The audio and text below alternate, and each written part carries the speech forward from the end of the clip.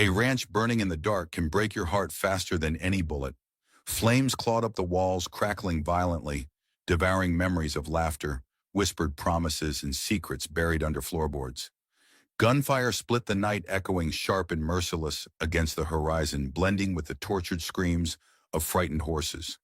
Shadows of men driven by greed or vengeance. Sometimes both moved like wraiths through smoke and ash. She watched it all, eyes hard as polished steel, yet inside a wound reopened, a loss once buried, now raw again. Trust shattered, home stolen. And beneath her fury, deeper than grief, a question gnawed relentlessly. How far would a person go to reclaim what's theirs, or to avenge a love they'd lost tonight as embers rose like hellfire to the uncaring stars? One thing was clear, there was no turning back. Blood would stain the ground before dawn, and before this night was over, justice or revenge would have its reckoning. The western frontier of Texas is a place of harsh extremes where scorching sunrises set the rolling desert ablaze. The sky looms vast over dusty plains and jagged rocks, and the wind carries the ghosts of countless drifters who once crossed these lands seeking fortune or simply fleeing something darker. Out here, law and civility are mostly illusions, overshadowed by the primal law of survival. People who settle in this region either have nowhere else to go or are determined to find a freedom that only isolation can bring. A modest ranch sits in this desolate expanse, practically swallowed by the surrounding hills and stretches of brush. This is Parker Ranch, home to Lucinda Parker, a widow in her mid-30s. She rises before dawn each day, her lean figure outlined by the first rays of sunlight as she checks on a small herd of cattle and a few sturdy horses. At a distance, one might assume her to be just another frontier woman, quietly maintaining her livelihood. But behind her weathered features and the subtle sadness in her eyes lies the steel will of someone who has walked through the fires of violence. For Lucinda, these quiet days are precious. They are a shield from a past she would rather leave. Buried years ago, she was known by a different name, Lucinda McKay, the wife of Colt, the Phantom McKay, the most wanted outlaw in Texas during his time. Together they once rode across this unforgiving land, entangled in bank heists and narrow escapes. The rumors said Colt was killed in a shootout by the Mexican border, and though his body was never recovered, most believed he was gone for good. When the law closed in, Lucinda escaped capture by sheer luck, nursing injuries and heartbreak in equal measure. She believed she had lost everything: her partner, her purpose, and her place in the world. Seeking anonymity, she took up the name Parker and purchased a remote tract of land, hoping that the solitude would grant her both safety and atonement. Over the years, the whisperings of her past eventually faded. A few local folks speculated about her skill with a rifle or the faint lines around her mouth that suggested bitterness. But no one pressed. Her life here was too raw and demanding, leaving little room to pry into another's secrets. On a crisp early morning, as she gathers an old rope to mend a broken fence, Lucinda can almost feel Colt's presence. It's a sensation she has never fully escaped, the haunting sense that he might still be alive, that his footsteps could one day echo in the yard. She shakes the thought away. The sun pierces the horizon, illuminating the ranch in a golden hue. The day's labor begins, and routine steadies her nerves like a well-worn saddle. Yet in the quiet, there's an unshakable tension in her chest, as though something beyond the horizon is about to intrude upon the fragile peace she has built. Summer in Texas can unhinge even the toughest souls with its unrelenting heat. Dry wind scours the land, and the desert sun glares down like a merciless overseer. The Parker Ranch is not immune to these conditions. Water levels dip, and both cattle and horse grow restless. Lucinda trudges around, checking each trough in turn. She's dressed in worn jeans and a faded blue shirt, the sleeves rolled up to her elbows, sweat beads on her temples, but she remains calm. Life has been harsher before. Occasionally she receives visits from Elias Brown, an older man who lives about 10 miles away. He's a former soldier with a stiff gait, likely from an old war injury. Lucinda welcomes his company in measured doses. He might help her fix a broken wheel or talk about the latest rumors of bandits harassing a nearby settlement. Though she appreciates his help, Lucinda rarely invites him deeper into her life. She has learned the hard way that attachments can be liabilities. One day, Elias shows up just after midday. The sun is at its peak, saturating the landscape in an intense white glare. Lucinda offers him a jug of lukewarm water, which he accepts with a nod. I came by to see if you'd heard about a gang raising trouble near the old Wilcox place, Elias says, wiping his brow. No, I haven't, Lucinda replies. I keep to myself out here, you know that. Yeah, he says, swirling the water in his tin cup. Just be cautious, huh? There's word about a fella named Ray Beckett. They say he's mean as a snake. Lucinda only nods. She's had her share of run-ins with outlaws before, and the name Ray Beckett doesn't ring a bell yet, but she's never complacent, especially not in this land. By early afternoon, Elias tips his hat and departs. Lucinda remains the sun, dragging her shadow across the yard as she double-checks the corral fence. Once satisfied, she stands quietly, letting her gaze drift across the sprawling plains. A flicker of movement far in the distance could be a lone traveler, or perhaps just heat ripples. She narrows her eyes, her right hand instinctively hovering near the lever of an old Winchester rifle propped against the fence. The shape in the distance disappears. The dry wind ruffles her hair, carrying away the momentary unease. Still, she can't help but sense that something is looming, a silent menace approaching over the horizon. That evening, Lucinda washes up in a battered tin basin, the day's dust swirling in the water. She finishes her simple supper of cornbread and salt pork, then settles on the porch bench. The sun sinks behind the hills, coloring the sky in pinks and purples. Soon darkness envelops the ranch, broken only by the faint glow of lantern light from her window. It is well after dusk when Lucinda hears the distant cadence of hoofbeats. She sets her metal mug of tea aside, quietly stands and reaches for the Winchester leaning against the wall. The rhythmic clop of horses grows louder. Her pulse quickens. Few travelers would ride this far out at night unless they had a reason. From behind the half-closed door, she peers into the gloom. 4 riders materialize out of the darkness, each armed and scanning the ranch with a practiced vigilance. Their postures suggest readiness for violence at the slightest provocation. Lucinda's breath tightens. One of them dismounts, stepping heavily onto the dirt yard. In the faint moonlight, she sees a middle-aged man with a coarse beard, a revolver strapped to his hip. His wide-brimmed hat casts a shadow over hard eyes. He calls out, "Anyone here, we're just passing through, could use some water and a bite. If you'd oblige." Lucinda says nothing. Her mind spins with possibilities. She can confront them with lethal force, but there are 4 of them, all armed. She can stay silent and hope they move on, but if they're desperate, they might kick the door down. She steadies her grip on the rifle. The man speaks again, his voice louder this time. "We know someone's here, got lights on. We don't aim to cause trouble unless trouble's forced on us." His tone has the edge of intimidation. Lucinda has heard it before, from men who hide their true intentions behind a veneer of forced politeness. She takes a steadying breath, then calls out, "Who are you, and what do you want this late?" A hint of surprise flickers across the man's face upon hearing a woman's voice. He offers a lopsided smile. "Name's Ray Beckett. My men and I have been riding long. Ran out of supplies. We just need a place to rest our heads and water our horses." Lucinda senses the lie. No group of outlaws would simply risk wandering into a lonely ranch unless they have a reason. Still, she also knows they must see her as an easy target, just a lone widow. Could she scare them off, perhaps? But a single rifle versus multiple guns is a gamble. She can practically smell the whiskey and gun oil from where she stands.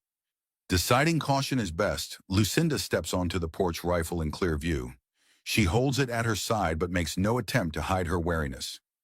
Ray Beckett's men tense up at the sight of the weapon, but they don't draw. Not yet. "I have some water," Lucinda says evenly. "Some jerky and hardtack too. But this isn't an inn. If you want to rest, you'll have to make camp outside."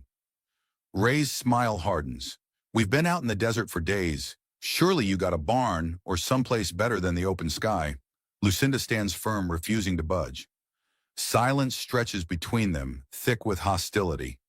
Finally, Ray spits into the dirt. "All right, we'll take what we can get. Where's the well?" She points with the muzzle of her rifle, never taking her eyes off him. One of the men, a lanky figure named Billy, leads 2 horses toward the well. Another Travis begins to circle around, as if to scout the property. Lucinda senses they're testing her defenses. "Hold on," she says, racking the lever of the Winchester. "Don't go snooping around," Travis chuckles, raising his hands mockingly. He steps back, but not before exchanging a knowing glance with Ray. They intend to push boundaries to see how far they can go before she caves.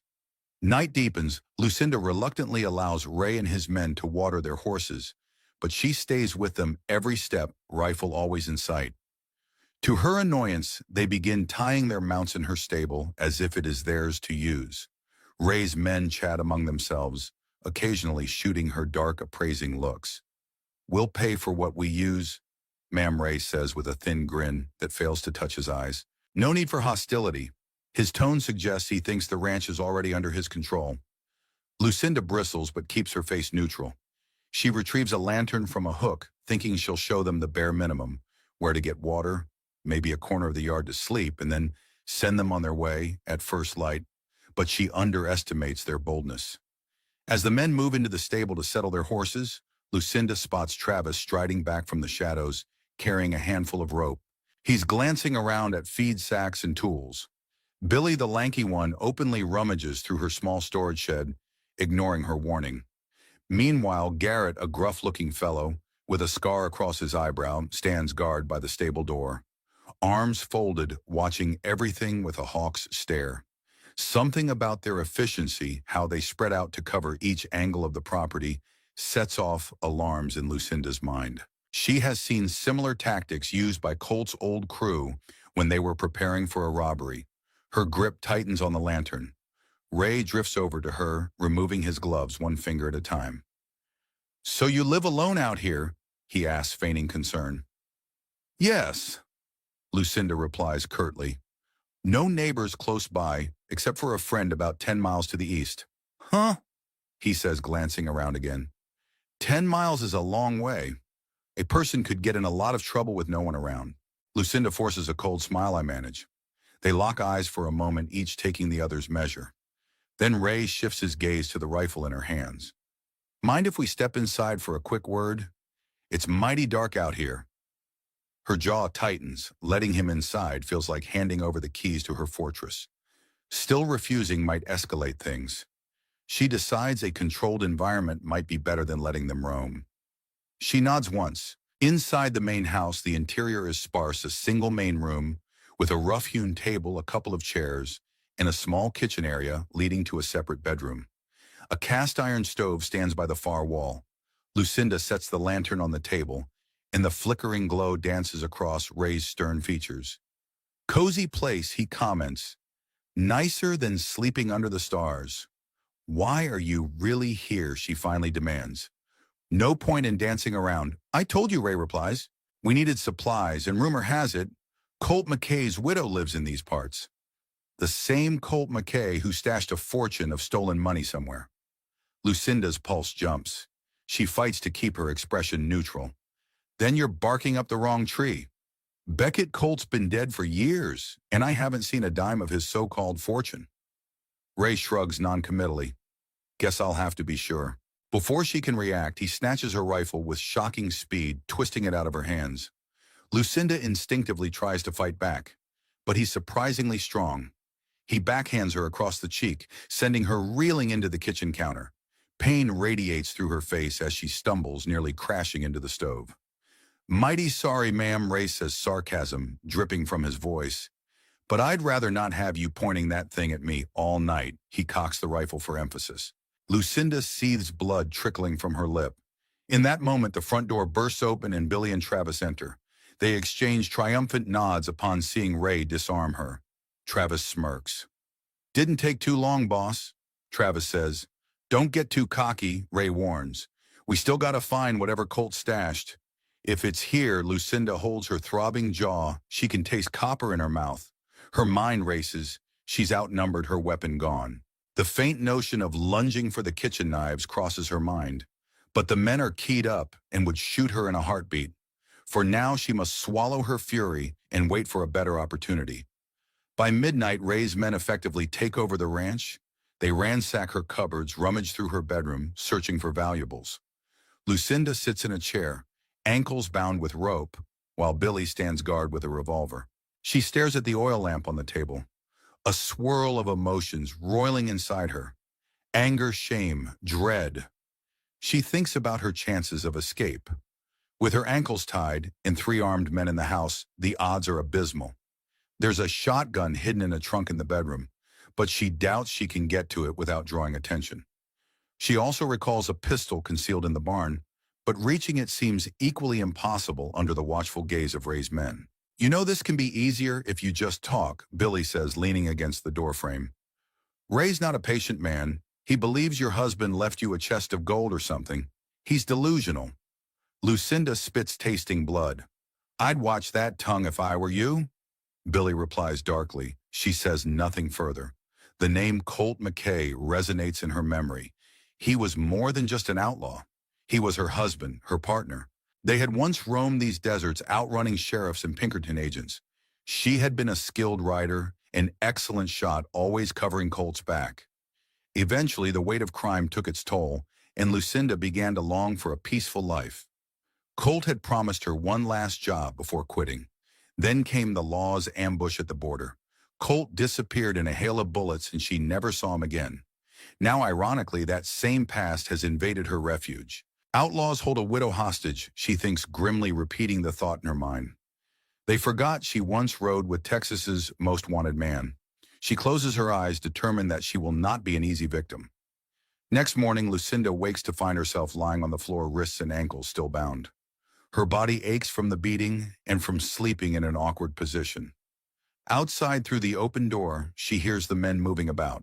They're swearing at each other, presumably about feeding the horses or searching the property again. She wriggles her wrists. The rope is thick, but she notices it's not tied particularly well. Billy must have done it hurriedly or carelessly. She tries to stretch the rope, twisting her hands to create slack. Slowly, the knot loosens. She glances around. No one is in the room with her. Heart pounding, she carefully slips one hand free. Then she reties the knot to look intact, letting the rope remain around her other wrist. If they don't check closely, they won't notice crawling to a sitting position. She peers out the door. She sees Ray and Travis near the stable. Billy is standing near a water barrel, rifling through a saddlebag.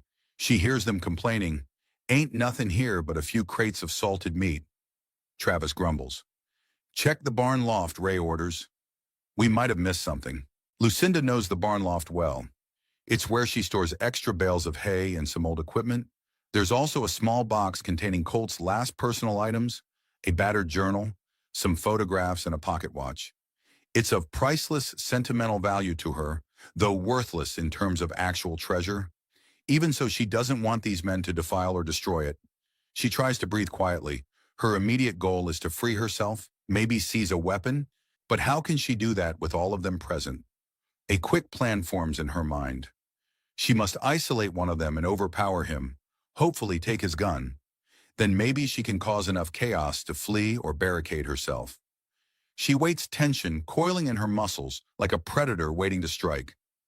An opportunity arises sooner than she expects. Billy, the lanky guard who first bound her steps into the house, cursing at the heat.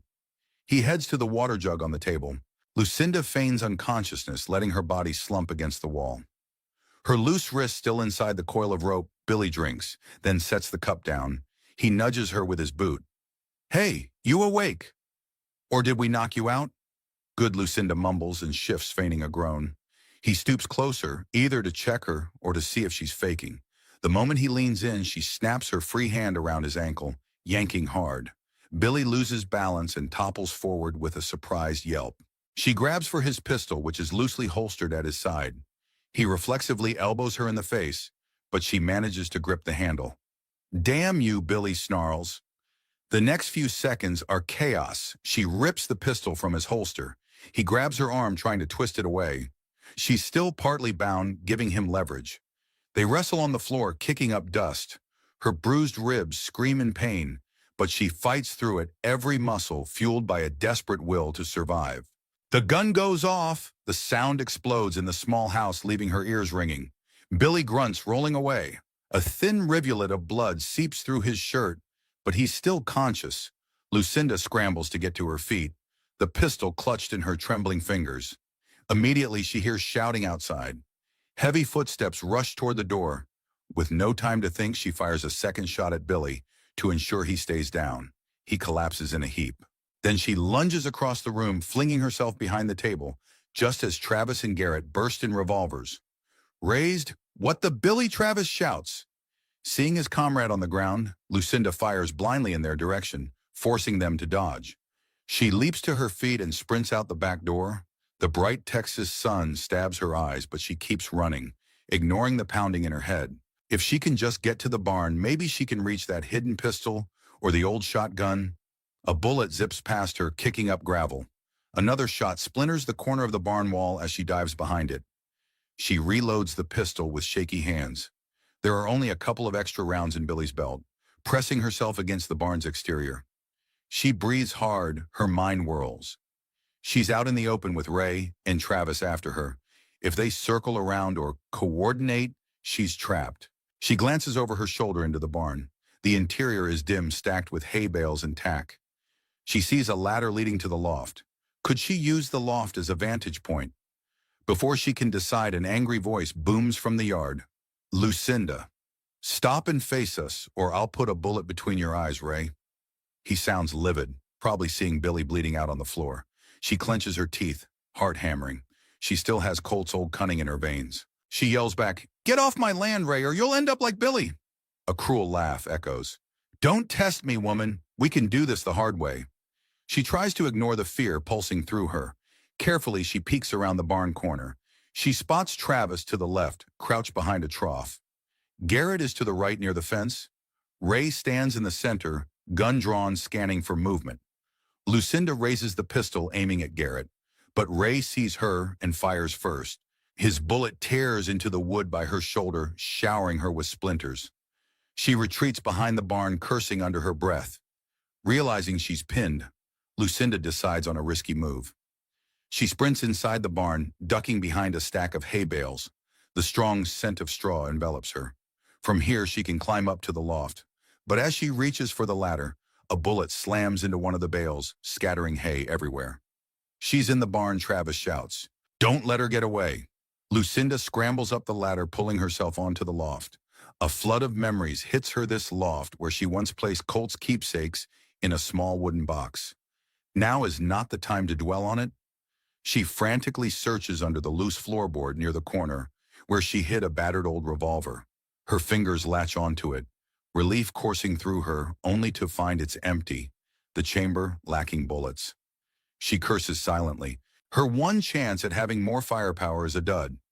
Below, she hears Travis's footsteps. He's entered the barn methodically, checking behind crates. Ray stands outside, barking commands. Time is running out. Lucinda clutches the empty revolver, scanning for anything that might help. A pitchfork, a coil of rope, old tack, nothing that can match the range of a loaded gun. Travis's voice drifts upward. "Hey lady, I'm coming up. You can end this by just giving yourself up." She steels herself, gripping the empty revolver as if it were loaded. Maybe she can catch him off guard. She crouches behind a bale, aiming the useless firearm at the top of the ladder. Wood creaks under Travis's weight. She waits, adrenaline boiling. The moment his head appears over the edge, she cocks the hammer with an audible click. Travis's eyes go wide. He throws himself to the side, losing his grip on the ladder. He thuds onto the barn floor, cursing violently. Seizing the moment, Lucinda leaps to the edge of the loft and drops down. The landing sends pain jolting up her legs, but she remains on her feet. She dashes past Travis, who's still reeling out into the yard, only to find Ray Beckett waiting. She tries to aim the borrowed pistol, but Ray's shot is faster, expertly knocking the gun from her hand. The weapon skitters across the dirt. Without hesitation, Ray charges forward, slamming a hard punch into her stomach. Lucinda doubles over, gasping. He twists her arm behind her back, forcing her to the ground. Gravel digs into her cheek. "I warned you," he snarls. "You forced my hand."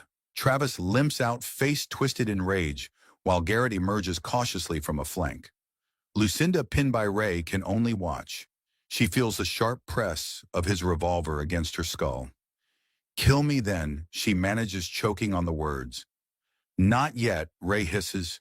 "We need you alive in case you know something about Colt's stash. But keep resisting, and I'll make sure you wish you were dead." He hauls her upright, snapping an order to Travis and Garrett, tie her again. This time, do it right. Late that afternoon, with her wrists securely bound, Lucinda sits on a wooden chair in the main room of her house. Ray and his men converge around the table, discussing their next move. Billy, grazed by her bullet, is bandaged up and cursing her under his breath. "We can't stay here forever," Travis complains. "Someone might come looking for her. That neighbor of hers, Elias Brown." Ray says if he shows up again, we handle him. For now, we dig around until we find something that proves she's hiding Colt's money. If we come up empty-handed, we kill her and move on. Lucinda glares at them, scorn etched on her bruised face. She wonders if Elias Brown will realize something is off and alert the authorities. But the nearest law office is a day's ride away, and the local sheriff might not care enough about one rancher's plight. In these parts, outlaws often slip through the cracks. She needs a plan, and fast. The next time she tries to escape, she must ensure success. Her eyes flick toward the window. The horizon is tinged with a hazy gold as dusk approaches. There might be a moment in the dead of night when their guard is down. Night blankets the ranch once again. Ray and his crew set up a watch schedule determined not to repeat the near disaster of Lucinda's previous attempt. She remains bound to the chair ankles, tied her wrists, roped behind her back, though not painfully, just tightly enough to prevent any sudden moves. Around midnight, there's a sound outside, a single gunshot crack that rips through the stillness. Ray and Travis spring up. Billy, half asleep, fumbles for his gun. "Stay here," Ray orders Garrett.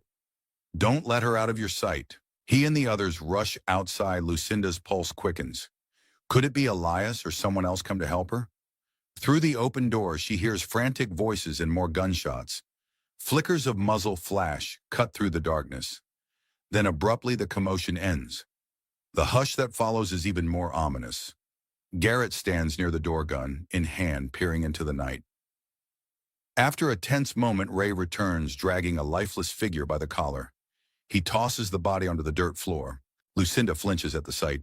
It's a man she's never seen before. "Son of a bitch came sneaking around." Ray growls. "Didn't stand a chance." He wipes sweat from his brow. The dead intruder has no identifying marks, except a bandana around his neck. Lucinda's eyes fix on the shape, perhaps part of some other gang.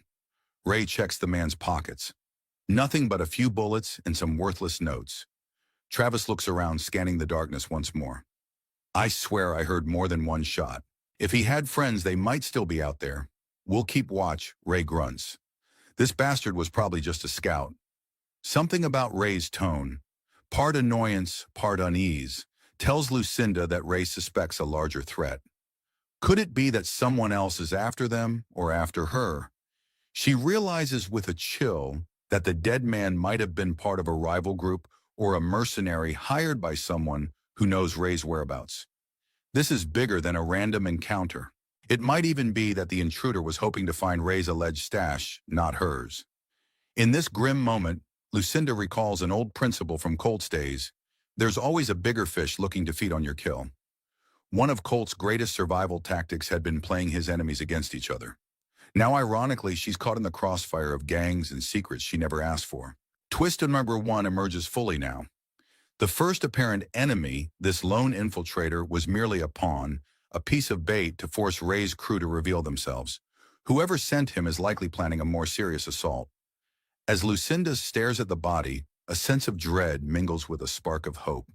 If Ray's men come under siege by a stronger force, perhaps she can slip away in the chaos. But if not, she's trapped between warring outlaws, each as deadly as the other. Ray gestures to Travis and Billy to drag the corpse outside and bury it. Garrett remains by Lucinda. She straightens in her chair, ignoring the protest of her bruised ribs, and meets Garrett's gaze. Though he tries to intimidate her with a cold glare, she notices uncertainty in his eyes. The entire group has been rattled. These men might be fierce, but they're not invincible. In the corner of her mind, she hears Colt's voice from the past, as though he's coaching her once more. Patience. Lucy, wait for them to show their weakness. She closes her eyes, letting that memory fuel her resolve. One thing is certain, she will not die a silent victim. If she must face death, she'll do it on her own terms, and maybe take a few of these bastards with her. Smoke still lingered in the air from the single shot that had cut through the hush of midnight. Ray Beckett and his men had put down the intruder swiftly, and the tension in the ranch house hovered like a physical weight. Lucinda Parker sat in the same wooden chair ropes, chafing her wrists. The stench of sweat, gunpowder, and a faint metallic tang of blood permeated the room. Outside, the moonlit yard revealed patches of disturbed earth, where the body had been unceremoniously buried. An owl hooted in the distance as if remarking on the grim events. Ray walked back inside, glowering at Lucinda, as he kicked the door shut behind him. "We can't afford more surprises like that," he growled, directing his gaze at his men, Travis, Garrett, and the injured Billy, now bandaged but sullen. "From now on, two of you stand watch at all times." Lucinda's eyes flicked to Ray's belt, where her old Winchester now hung as a trophy of his dominance. Her ribs ached every time she drew breath. The memory of that desperate scuffle, the fleeting moment she almost escaped, gnawed at her. But defeat hadn't crushed her spirit. It had honed it sharper if someone else was challenging Ray. That meant he wasn't as invincible as he wanted everyone to believe. "And what about her?" Travis asked, jerking a thumb in Lucinda's direction. Ray stared at her, weighing options. "Keep her tied up. She's more stubborn than a mule. If we push too hard, she might snap and kill one of us. But the moment she steps out of line again, you have permission to shoot." Travis smirked clearly, enjoying the threat. Garrett kept silent, his gaze flickering uncertainly between Ray and Lucinda. Meanwhile, Billy slumped against the kitchen counter, pain etched on his face. He'd taken a bullet from Lucinda and would bear that mark of humiliation for the rest of his life. "Whatever you think you'll find," Lucinda said suddenly, voice thick with defiance, "isn't here." Colt had no fortune to hide. Ray gave a cold chuckle, crossing the room until he towered over her. "You're lying, and I'll pry the truth from you one way or another." Their eyes locked. Lucinda refused to recoil, even as her heart thundered in her chest. She had faced lawmen, bounty hunters, even Colt's own ruthless associates. She knew fear intimately, but fear never broke her, only hardened her resolve. By daybreak, the ranch seemed eerily quiet. Lucinda had managed only brief moments of sleep, leaning against the chair's back. Every time her eyelids closed, she sensed movement in the dark or relived the brutal confrontation with Ray. The rope binding her wrists and ankles dug into her raw skin. Sunlight seeped through the cracks in the shutters, painting dusty beams across the floor. Outside, Garrett was on watch, stifling yawns by the corral. Billy and Travis dozed near the table, each with a gun within arm's reach. Ray had retired to Lucinda's bedroom after ordering everyone else to stay vigilant. Lucinda's stomach growled. She'd had nothing but a cup of water in nearly a full day. Her mouth felt parched, her lips cracked. She knew the men wouldn't let her starve. She was their bargaining chip, but the waiting game was meant to break her spirit. She surveyed the room. A few personal items lay scattered on a shelf, a threadbare book of frontier stories, an old tin mug she used for coffee, and a small wooden jewelry box. Inside that box, she kept a couple of hairpins and a folded photograph of herself and Colt, taken years ago in front of a cheap photographer's backdrop in some dusty border town. She wondered if Ray and his men had found it yet. As she watched Billy shift in his sleep, she tested her bonds. The rope around her ankles was snug, but the knot behind the chair holding her wrists was slightly looser. If she could twist her hands just enough, maybe she could loosen the coil again, as she had done before. But to what end? Her previous attempt nearly got her killed. She'd need a better plan, maybe an ally or at least a distraction of greater magnitude than a single gunshot in the night. A sudden series of footsteps approached from outside. Garrett's voice carried through the open doorway. "Ray, get out here. There's someone coming." Immediately, Billy and Travis jolted awake, hands flying to their guns. Lucinda's pulse leapt. She didn't dare hope for rescue, but any visitor could be a spark of opportunity. "Don't move!" Travis hissed at Lucinda before heading out with Billy alone. For the moment, Lucinda strained to hear voices overlapped. One belonged to Elias Brown, her neighbor. She recognized his gravelly tone. The other was Ray's, harsh and confrontational. Through the thin walls, she caught fragments. Elias heard shots. Came to see if everything's all right. "Ray, she's not available right now. She's ill." Elias ill. That doesn't sound like Lucinda Parker to me. Lucinda's heart soared briefly. Elias might sense trouble and call for help, but her mind also raced with dread. If Ray realized Elias suspected something, Elias could be in grave danger. Ray stepped onto the porch, glaring down at Elias Brown, who sat on horseback, hands raised to show he wasn't armed. Elias wore his usual wide-brimmed hat, the brim shadowing a lined face that had seen its share of battles. A battered rifle lay in a holster by his saddle. "She's under the weather," Ray repeated, forcing a friendlier tone. "We're kin, come to take care of her for a spell. Got it under control?" Elias frowned. She never mentioned kin. Not once. "Let me see her. I got some medicine that might help." "No need," Ray said, a scowl returning, "but I appreciate the kindness." Elias shifted in his saddle, peering around the yard. The stable door was ajar, revealing multiple horses that clearly weren't Lucinda's. The tension in the air was palpable. Inside the house, Lucinda struggled to lean forward in the chair. She could see Elias through a gap in the doorway. Garrett stood guard, armed and menacing, but Elias didn't flinch. He was no fool, Ray Elias said carefully. "It doesn't sit right with me. You folks showing up unannounced, Lucinda's a friend." Lucinda silently willed him to be cautious. Elias was stubborn sometimes, too direct. If he tipped Ray off that he knew something was amiss, the Outlaws might kill him without hesitation. "Enough of this," Ray snapped, stepping closer. "She's resting. Come back in a week if you want to chat. Now move along, old man." Elias studied Ray, then shifted his gaze to Garrett, Travis, and Billy. A long pause hung in the morning air. Finally, with a slow nod, Elias reined his horse around. "I'll do that," he said. "But if she's really sick, you might want to send for the doc in the nearest town. This land ain't known for mercy." He spurred his horse and departed, tossing one more unsettled glance over his shoulder. Ray exhaled relief tinted with annoyance. He turned to his men. "We can't keep spinning lies forever," he growled. "If Brown decides to bring that doc or worse, the law will have more trouble on our hands." Travis tilted his head. "We should deal with the old coot before he stirs up a posse." Garrett scratched his beard. "Or maybe we can buy him off or threaten him." Ray glared. "We'll see. First, we focus on the woman she's holding out on us." Inside, Lucinda closed her eyes. Elias would definitely suspect foul play. She held on to a glimmer of hope he might bring help. But given the outlaw's ruthlessness, he might also lose his life. The pang of guilt twisted her gut. If she escaped sooner, maybe she could warn him. One thing was certain: Elias's arrival cracked Ray's facade. The outlaw's illusions of having total control over the ranch were weakening. The question remained whether Lucinda could exploit that crack in time. Ray convened his men in the living area, while Lucinda remained roped to the chair. They talked in low voices, but she could pick up enough to piece together a disturbing picture. "Ray, we can't stay put much longer. Someone just tried to snipe us last night, and now this neighbor's snooping. But Skinner wants more time." Garrett Skinner said there was definitely gold, or at least a stash of Colt's loot from the bank heist. "Billy, we've torn this place apart. All we got are a few trinkets and some old keepsakes from the barn loft." Lucinda's gut clenched. They must have found the small box of Colt's mementos she'd hid in his old journal, a pocket watch, and perhaps the photograph. Though none of it was worth real money, it held immeasurable sentimental value.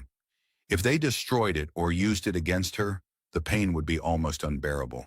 "Ray, don't underestimate the woman. Colt might have told her everything. She's just too damn stubborn to spill." He turned, staring daggers at Lucinda. She matched his glare, refusing to yield. "Where's the money?" Lucinda Ray demanded. "Nowhere," she rasped. "You're wasting your time," Ray snarled, stepping closer. She steeled herself for another blow, but he merely grabbed her jaw, forcing her to look at him. "You think I'm a fool?" he hissed. "Skinner's put a bounty on this stash. He's got the manpower to back it up. If I fail him, I lose more than just a payday." "Now talk." Lucinda's heart hammered. She didn't know who Skinner was, but the name made Ray's men quake. He had to be some puppet master lurking in the shadows. A wave of defiance surged within her. "I don't care who Skinner is. Colt never gave me a dime. If he had a treasure, I wouldn't be stuck on a failing ranch, barely scraping by." Ray held her gaze, searching for any sign of deception. Finally, with a grunt, he pushed her face away and stepped back. "Have it your way, Garrett. Watch her." I need to think, he stormed out, Billy following. Travis lingered a moment, then spat on the floor near her chair and left as well.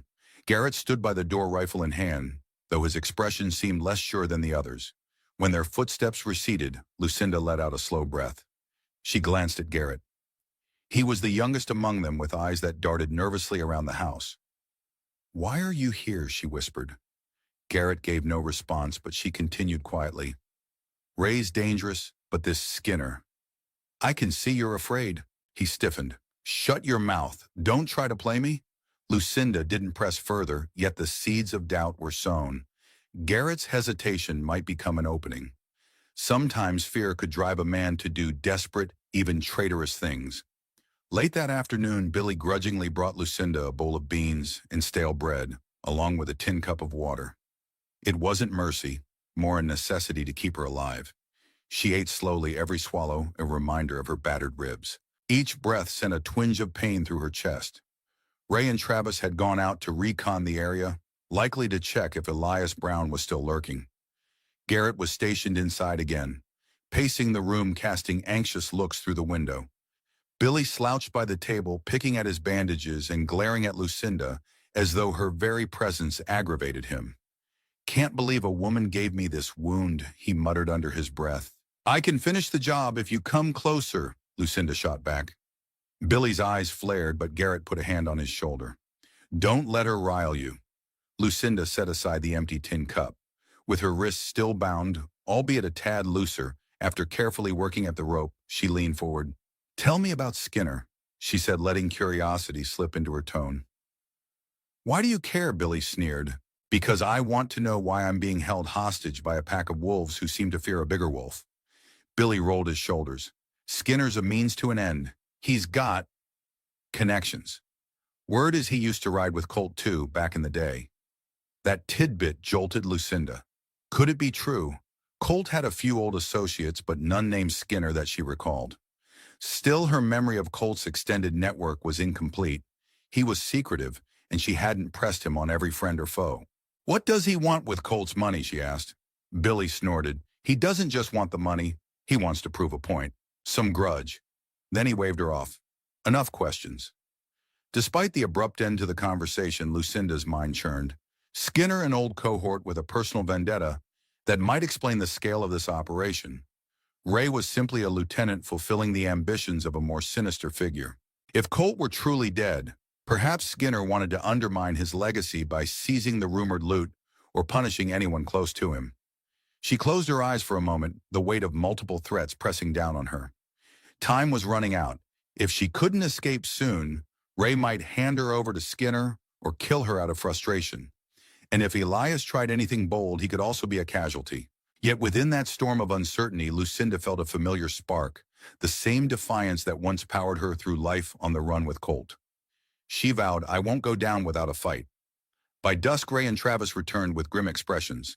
They claimed to have seen no sign of Elias or any other meddler. Yet their tension was palpable. If Elias had gone for help, maybe the real trouble lay on the horizon. They decided on a rotating watch again. After a quick meal, Billy dozed in a corner. Travis stepped outside to patrol, and Ray lingered in the main room, occasionally flicking his gaze at Lucinda. Garrett sat on a crate by the door, stifling yawns. For a moment, the house was almost calm. That stillness was shattered by urgent hoofbeats echoing outside. Travis's voice bellowed, "Ray Company's coming fast." Ray leapt up, motioning for Garrett to guard Lucinda. He bolted out, hand on his revolver. Billy stirred, cursing as he scrambled to join them. From the window, Lucinda could glimpse shapes in the fading light. 2 riders galloped in their horses, kicking up clouds of dust. At first she thought it might be Elias, but these figures didn't match his silhouette. They wore dark coats, their faces partially covered by bandanas. A brief standoff ensued in the yard, guns drawn. One rider dismounted, hollering, "We bring word from Skinner. Let us speak to Ray Beckett." Travis lowered his weapon and Ray signaled from the porch. "You got a lot of nerve barging in like this." The rider removed his bandana, revealing a scar running from ear to chin. His voice carried an edge of authority. "Skinner says time is short. He expects a full report on your progress and the widow's cooperation by next week. If not, he'll come in person." Ray's jaw clenched, anger burning behind his eyes. Tell him I've got it under control. He also says, the scarred man continued, ignoring Ray's interruption, that if you fail, he'll take what he needs by force, and you know how that ends. A tense silence followed.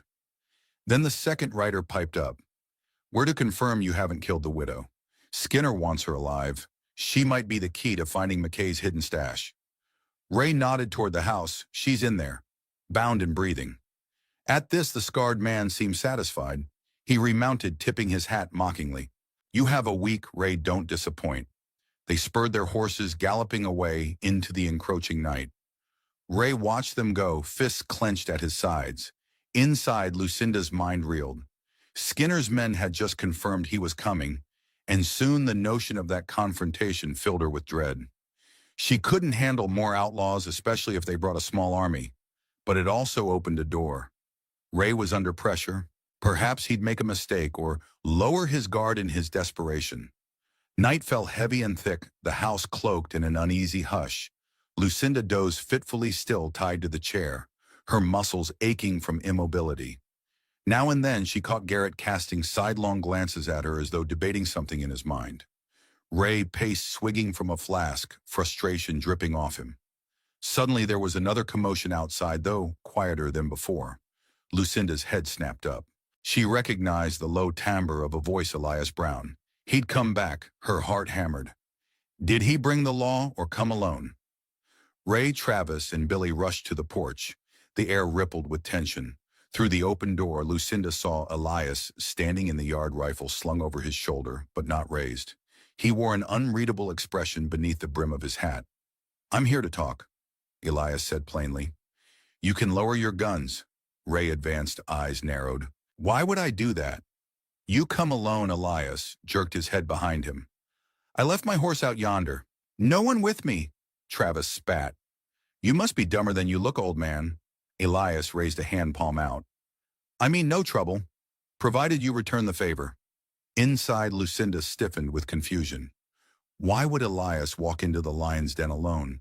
Unless he believed he could negotiate. Or maybe he was planning a stealth rescue. Her hopes soared, but caution tempered them. This was risky, borderline suicidal. Ray gestured for Travis to search Elias. The cursing outlaw complied, patting down Elias roughly. Finding only the rifle and a sidearm in the holster, Travis confiscated them. All right, Ray growled. Talk. Elias squared his shoulders. I know you got Lucinda in there against her will. Don't bother lying. Ray let out a cruel laugh. And what if we do? Elias continued, ignoring the jeer. I also know you're after Colt McKay's hidden money. Word travels fast out here, especially among folks who owe me favors. Lucinda's skin prickled. Elias was more resourceful than she realized. Get to the point. Ray warned. Elias took a breath. I can help you find it.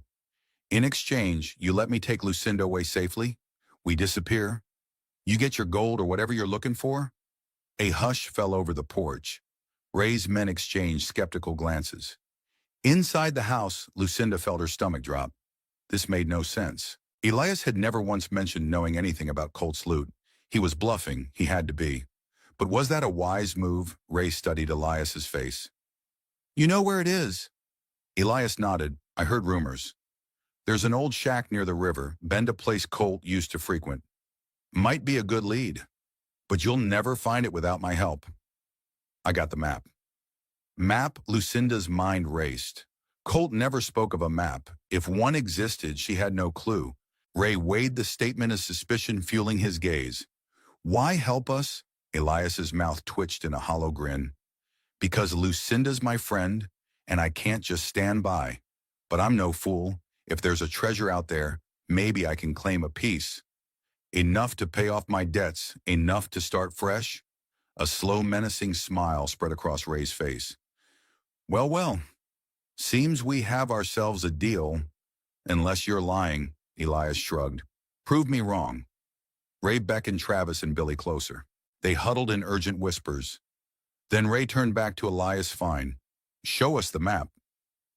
Elias hesitated, then reached into his coat pocket, something Travis had apparently missed in the search, and pulled out a folded paper.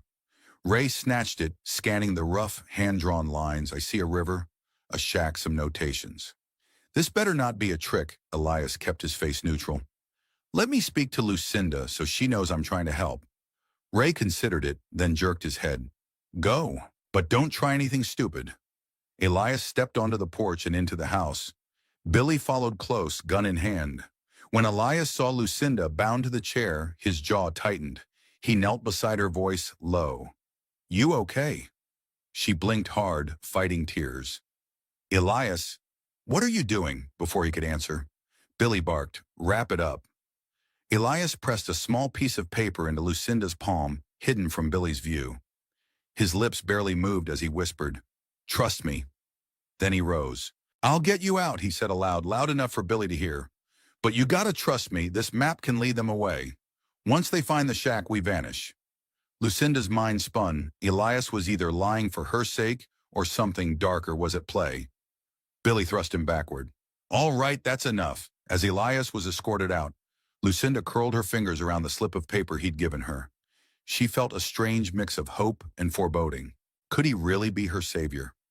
After Elias departed, Ray gloated to his men, brandishing the so-called map. They argued about next steps, when to travel, how many to take, and who would remain to guard Lucinda. Skinner's deadline loomed over them, adding pressure to the decision-making. Lucinda, in the meantime, carefully unfolded the tiny note Elias had slipped her. It was no bigger than a matchbook. Scrawled in hurried pencil were the words, I'm sorry I have no choice, they own my debts. Trust me, L. The note hit her like a punch in the gut. Lucinda's eyes widened. They own my debts clearly meant Ray's group or Skinner had leverage over Elias. He might be forced into betraying her, or had he already done so? A swirl of conflicting emotions overwhelmed her. Had Elias concocted this map nonsense to keep Lucinda alive, buying time? Or was he truly selling her out because the outlaws threatened him? The note ended with trust me, but how could she, given the circumstances? Later that evening, Ray returned inside with a smug grin. He ripped the note out of Lucinda's hand, suspecting she had something hidden, but she'd managed to palm it and slip it under her thigh. Luck was on her side. He didn't find anything. We're taking a trip tomorrow, Ray announced. You'll stay here under watch. If the shack's a bust, I'll hold you personally responsible. If we find gold, maybe you get to keep your life. Lucinda glared at him. You won't find anything because there is nothing. Ray shrugged with infuriating confidence. We'll see, one way or another we'll settle this. In her turmoil, Lucinda clung to a single thought, Elias's note. He apologized and claimed no choice. That might indicate he was still an ally at heart, forced into a devil's bargain. If so, she had to figure out how to turn his duplicity to her advantage. Yet a sliver of doubt festered. What if he was simply saving his own skin? Dawn arrived gray and pale. The sky layered with clouds. Ray barked orders, prepping 2 horses and choosing Travis to ride with him. Billy would remain behind with Garrett assigned to guard Lucinda and ensure no one else intruded. It was a tactical move. Ray wanted to keep a foothold on the ranch. If the shack turned out to be worthless, they could still regroup before departing. Ray yanked Lucinda's chair closer to the table, glaring down at her. Don't try any stunts while we're gone. If you do, he nodded at Billy, who patted his holstered pistol. They'll put you down. With that, Ray and Travis mounted up the so-called map, tucked in Ray's vest. They galloped off, a swirl of dust trailing behind. Lucinda watched them vanish across the open plains, her heart hammering with both dread and fragile hope. If the map was false, Elias might have effectively sent them on a wild goose chase. All that remained at the ranch now were Billy Garrett and Lucinda. Billy prowled around, rummaging for any remaining supplies or valuables. Garrett quietly stood watch by the window, rifle in hand. The tension between them was palpable. We should just kill her, Billy grumbled at one point, slamming a cabinet shut. Ain't no treasure, I can feel it. The boss is chasing ghosts. Garrett's gaze flicked toward Lucinda. Ray would gut us if we disobey. And what about Skinner? Billy rolled his eyes. Skinner the Skinner, that you're as jumpy as a cat in a room full of rockers. Garrett tensed. I've heard stories, all right. Skinner's not just some outlaw. He's connected with powerful men. If we cross him, we're done. Lucinda caught every word. There it was again, the intangible fear of Skinner. She stored the knowledge away, seeking any angle to exploit. The days stretched long under the high sun. Billy rummaged further, cursing the meager pickings, while Garrett seemed lost in anxious thought. Lucinda tested her bonds again, heart pounding when she realized the rope was noticeably looser than before. This was her chance, perhaps, her only chance to break free without Ray or Travis around. In the late afternoon, while Billy was in the barn, Garrett drifted toward her. He checked the knots binding her wrists, noticing they'd loosened. His eyes darted to hers. She expected him to tighten them or raise the alarm. Instead, he hesitated. You trying to escape again?" His voice was quiet, lacking the bravado of his cohorts. Lucinda steadied her gaze on him. "I'd be a fool not to try." Garrett swallowed, sweat beaded on his brow. "Look, I don't want trouble. This isn't what I signed up for." "Then let me go," she whispered fiercely. "I'll vanish. You can tell Ray I overpowered you." Garrett shook his head. "He'd kill me. And if he didn't, Skinner would." They fell into a tense silence. Finally, Garrett inhaled shakily. "Maybe there's a way. Some of us survive this without more bloodshed." Lucinda narrowed her eyes. "You're starting to realize you're on the wrong side." He didn't confirm or deny. Instead, he retightened the rope softly, not enough to cause pain, and stood. "I'm sorry," he muttered, stepping away as Billy returned from the barn. She studied Garrett's retreating figure, her mind churning. His internal conflict was apparent. Could she leverage it, or was he too scared to act? For now he'd left her, effectively still bound, but a faint glimmer of possibility lingered. Sunset crept over the horizon, painting the sky in shades of gold and rust. The day's heat waned, replaced by a tense quiet in the ranch house. Billy chewed on, stale jerky, complaining about the monotony. Garrett sat near the window, scanning the open plains. Lucinda's arms ached from hours tied behind her. Suddenly they heard the thunder of hooves. Billy jumped up. "They're back already." Lucinda's heart kicked into overdrive. That was fast. If Ray and Travis found the shack empty, they might be furious. She braced for a storm. Garrett and Billy rushed outside, guns drawn. Lucinda struggled to stand still, bound to the chair and shuffled to the doorway. She managed to peek out and see 4 riders approaching. Ray, Travis, Elias, and a 4th man. Lucinda didn't recognize. They looked grim. As they dismounted, Ray shoved Elias off his horse. The older man stumbled, catching himself. His face looked haggard, streaked with dust and sweat. "You tricked us," Ray growled at Elias, fury emanating from every pore. "No gold. Just a worthless shack full of rotted boards," Elias coughed. "I told you it was just a lead. Colt might have moved the stash." "Let me talk to Lucinda, she might know more." Ray advanced on him, grabbing the lapel of Elias's coat. "Don't play me. You said you had a map, but it led nowhere." Elias's tone carried a ring of desperation. "This land's riddled with old hideouts. Just give me time. I can find the real spot. You want results? I need." Lucinda. Lucinda felt bile rising in her throat. This was no rescue. Elias was doubling down, trying to pin the blame on her. She swallowed the betrayal like broken glass. The slip of paper he'd given her now felt like a mocking lie. Ray's new companion, an unfamiliar, wiry man with a toothy grin, spoke up. "Boss, let the old coot talk to her. If we can wring the location out of that stubborn woman, all the better." Ray released Elias, breathing hard. He marched inside the house, followed by everyone except Travis, who stayed back to watch the horses. Lucinda froze, pinned by 5 sets of eyes. "Here she is," Ray snarled. "You said you needed to talk." Elias approached his expression. Guarded Lucinda. "I'm sorry." She glared up at him, fists clenched behind her back. "Liar, you used me as bait." Elias flinched but didn't deny it. He glanced at Ray, then turned back to her. "I had no choice. They threatened to burn my ranch, kill me if I didn't help." Lucinda wanted to spit in his face, but her rational mind recognized the fear behind his words. He was neck-deep in gambling debts or something worse. Skinner must have seized that weakness and forced his loyalty. Still, it stung like a fresh wound. "What do you want from me?" she ground out. Elias's eyes flicked to Ray. Then he spoke softly. We can find Colt's stash if you recall anything about old hideouts. If you help us, we all live. Lucinda barked a bitter laugh. There's no stash, you fool. Colt never told me about any hidden fortune.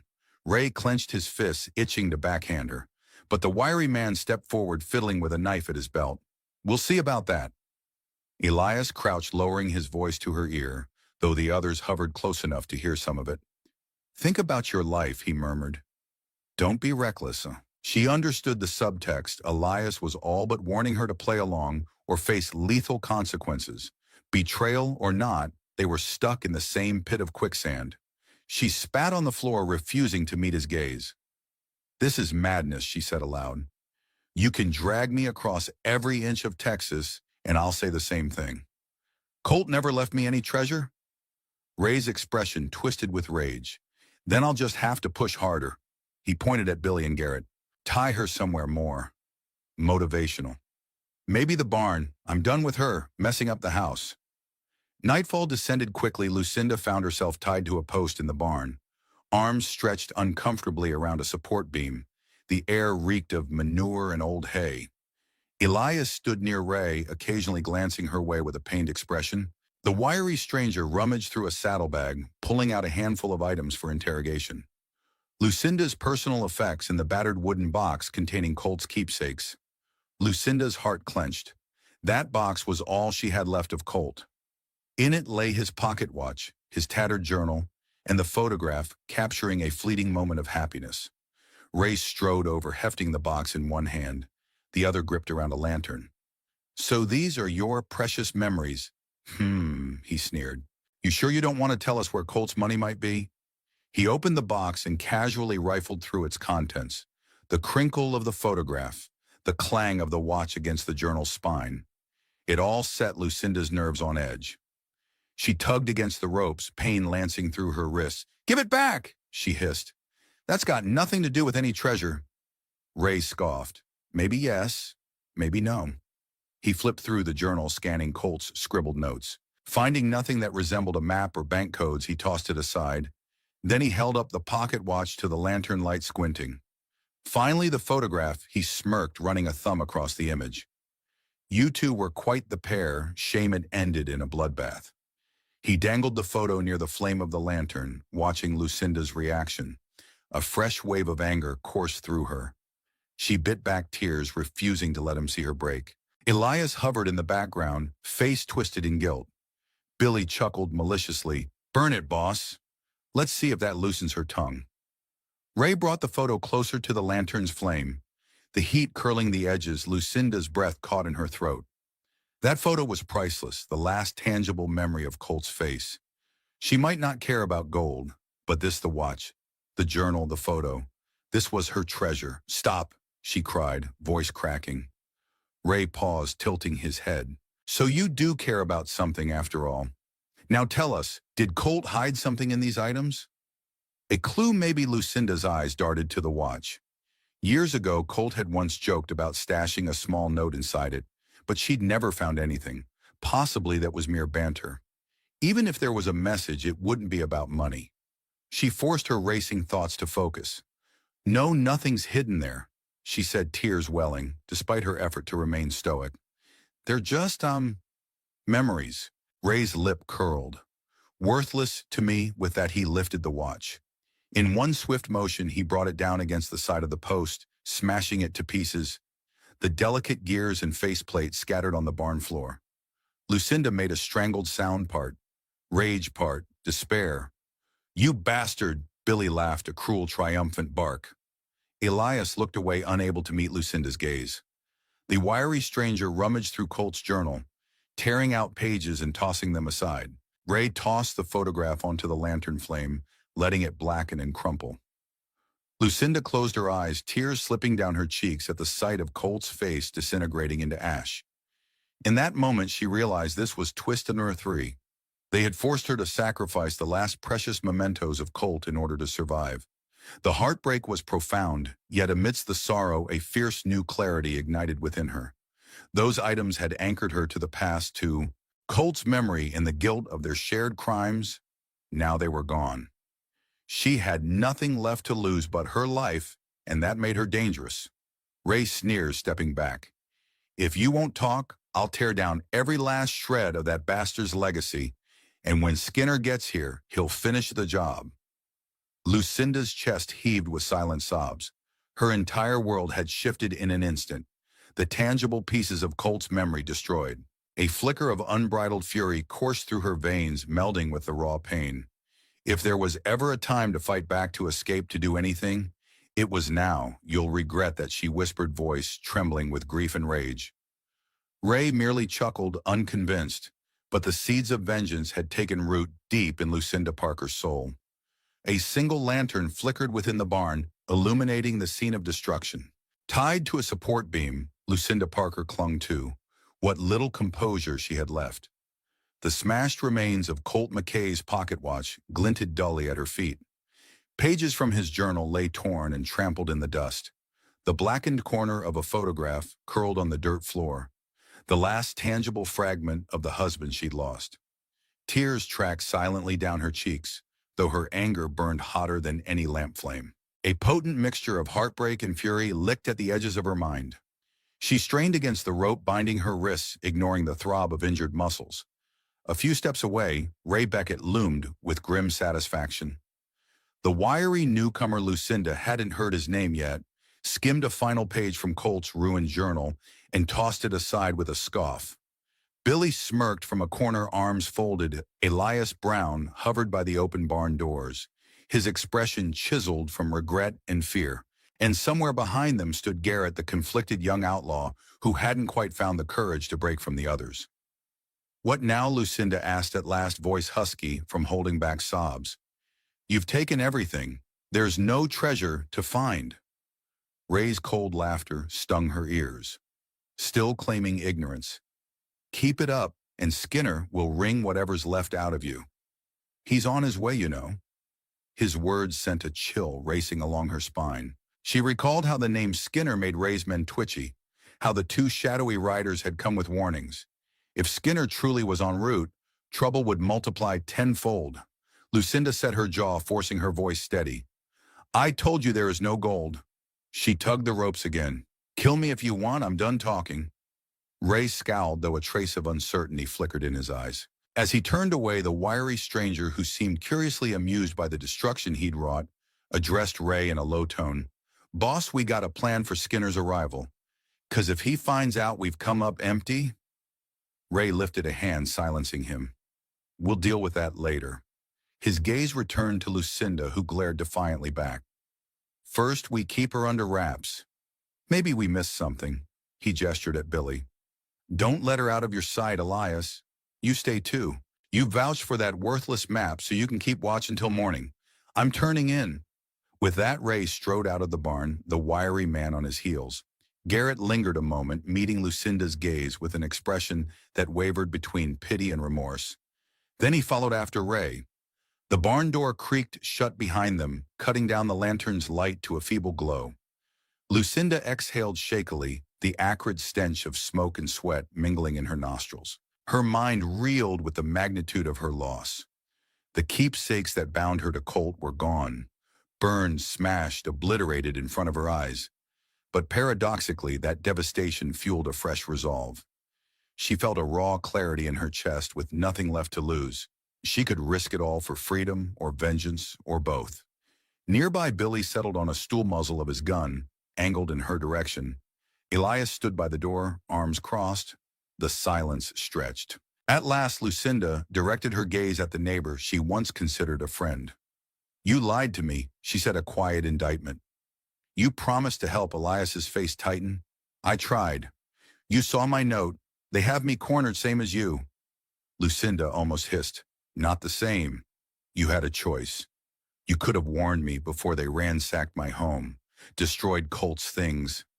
That's enough, Billy snapped, slapping his gun butt against a hay bale. Neither of you is in charge here.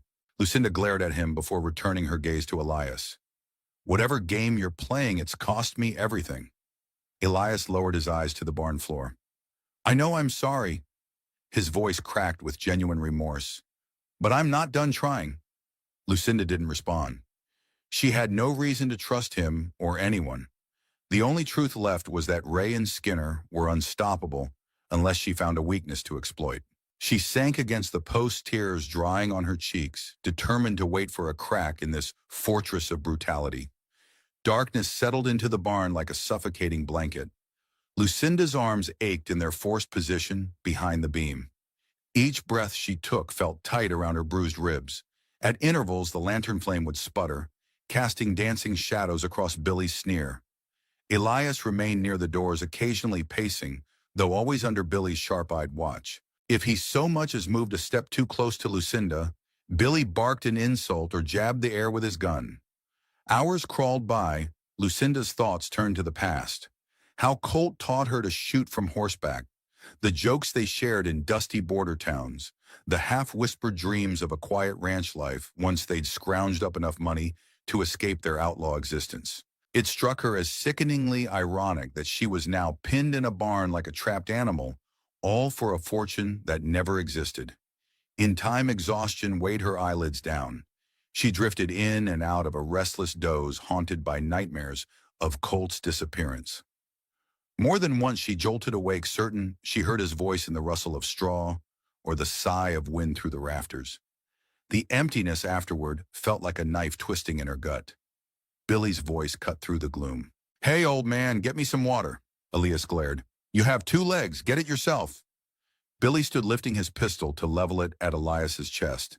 "I said, get me some water." After a tense beat, Elias moved to obey.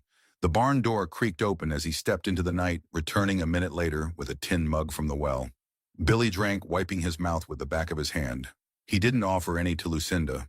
The small drama ended, but it reminded Lucinda how precarious her situation was. Even Billy, wounded by her bullet, and presumably the least diplomatic, held power of life or death. She flexed her numb fingers, longing for a chance to slip free. Still, the rope around her wrists held firm. A single thought consoled her. All these men, however brutal, were mere pawns in a bigger game, orchestrated by Skinner. If she discovered more about that puppet master, maybe she'd find a path out. Or if not, she'd take down as many as she could before the end. At the first hint of daybreak, the barn door groaned open again. Sunlight spilled across the dusty floor. Garrett stepped in, yawning as he relieved Billy from guard duty. Billy grunted, shook Elias off with a glare, and left to find breakfast.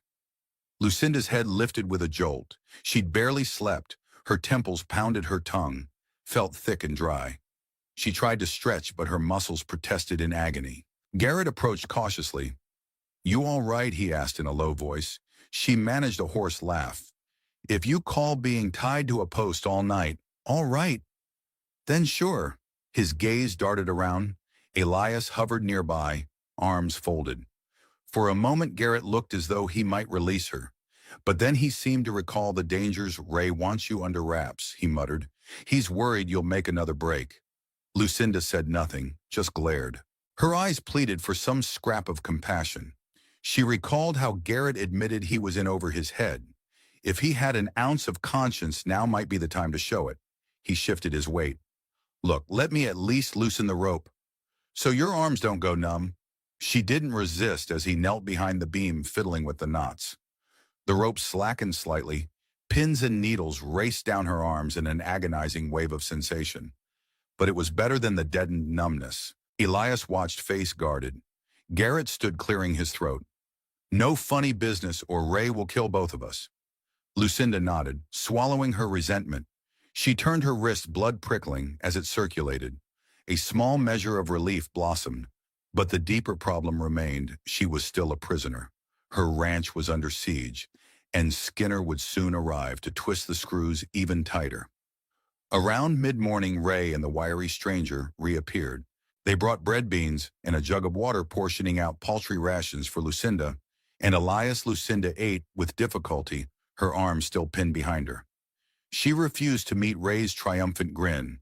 He and the stranger then stepped aside, conferring in urgent tones. Lucinda strained to listen. "I heard Skinner's no more than 2 days away. The wiry man said he's traveling with at least a dozen guns." "Damn," Ray muttered. "We have to give him something, or he'll take everything. Maybe we can fabricate a lead and stall him." The wiry man shrugged. "Could buy time." Their conversation drifted beyond earshot. Lucinda's heart thudded. A dozen guns. They'd be outnumbered, outflanked, and she'd be caught in the crossfire. She needed an ally. Her gaze darted to Garrett, who lingered uncertainly. She recalled how he'd loosened her ropes. A kernel of an idea sprouted. "Garrett," she whispered when he passed close. "We need to talk." He turned nervous. "Shut up. Listen, I know you hate this," she pressed. "Look at me. I'm no threat to you unless you keep me tied. But Skinner's dangerous if he marches in. Do you really think he'll let you walk away unscathed?" Garrett's throat bobbed. He couldn't quite deny it. She pressed on, her voice urgent. "You can help me out of here," she said, "or at least let me move.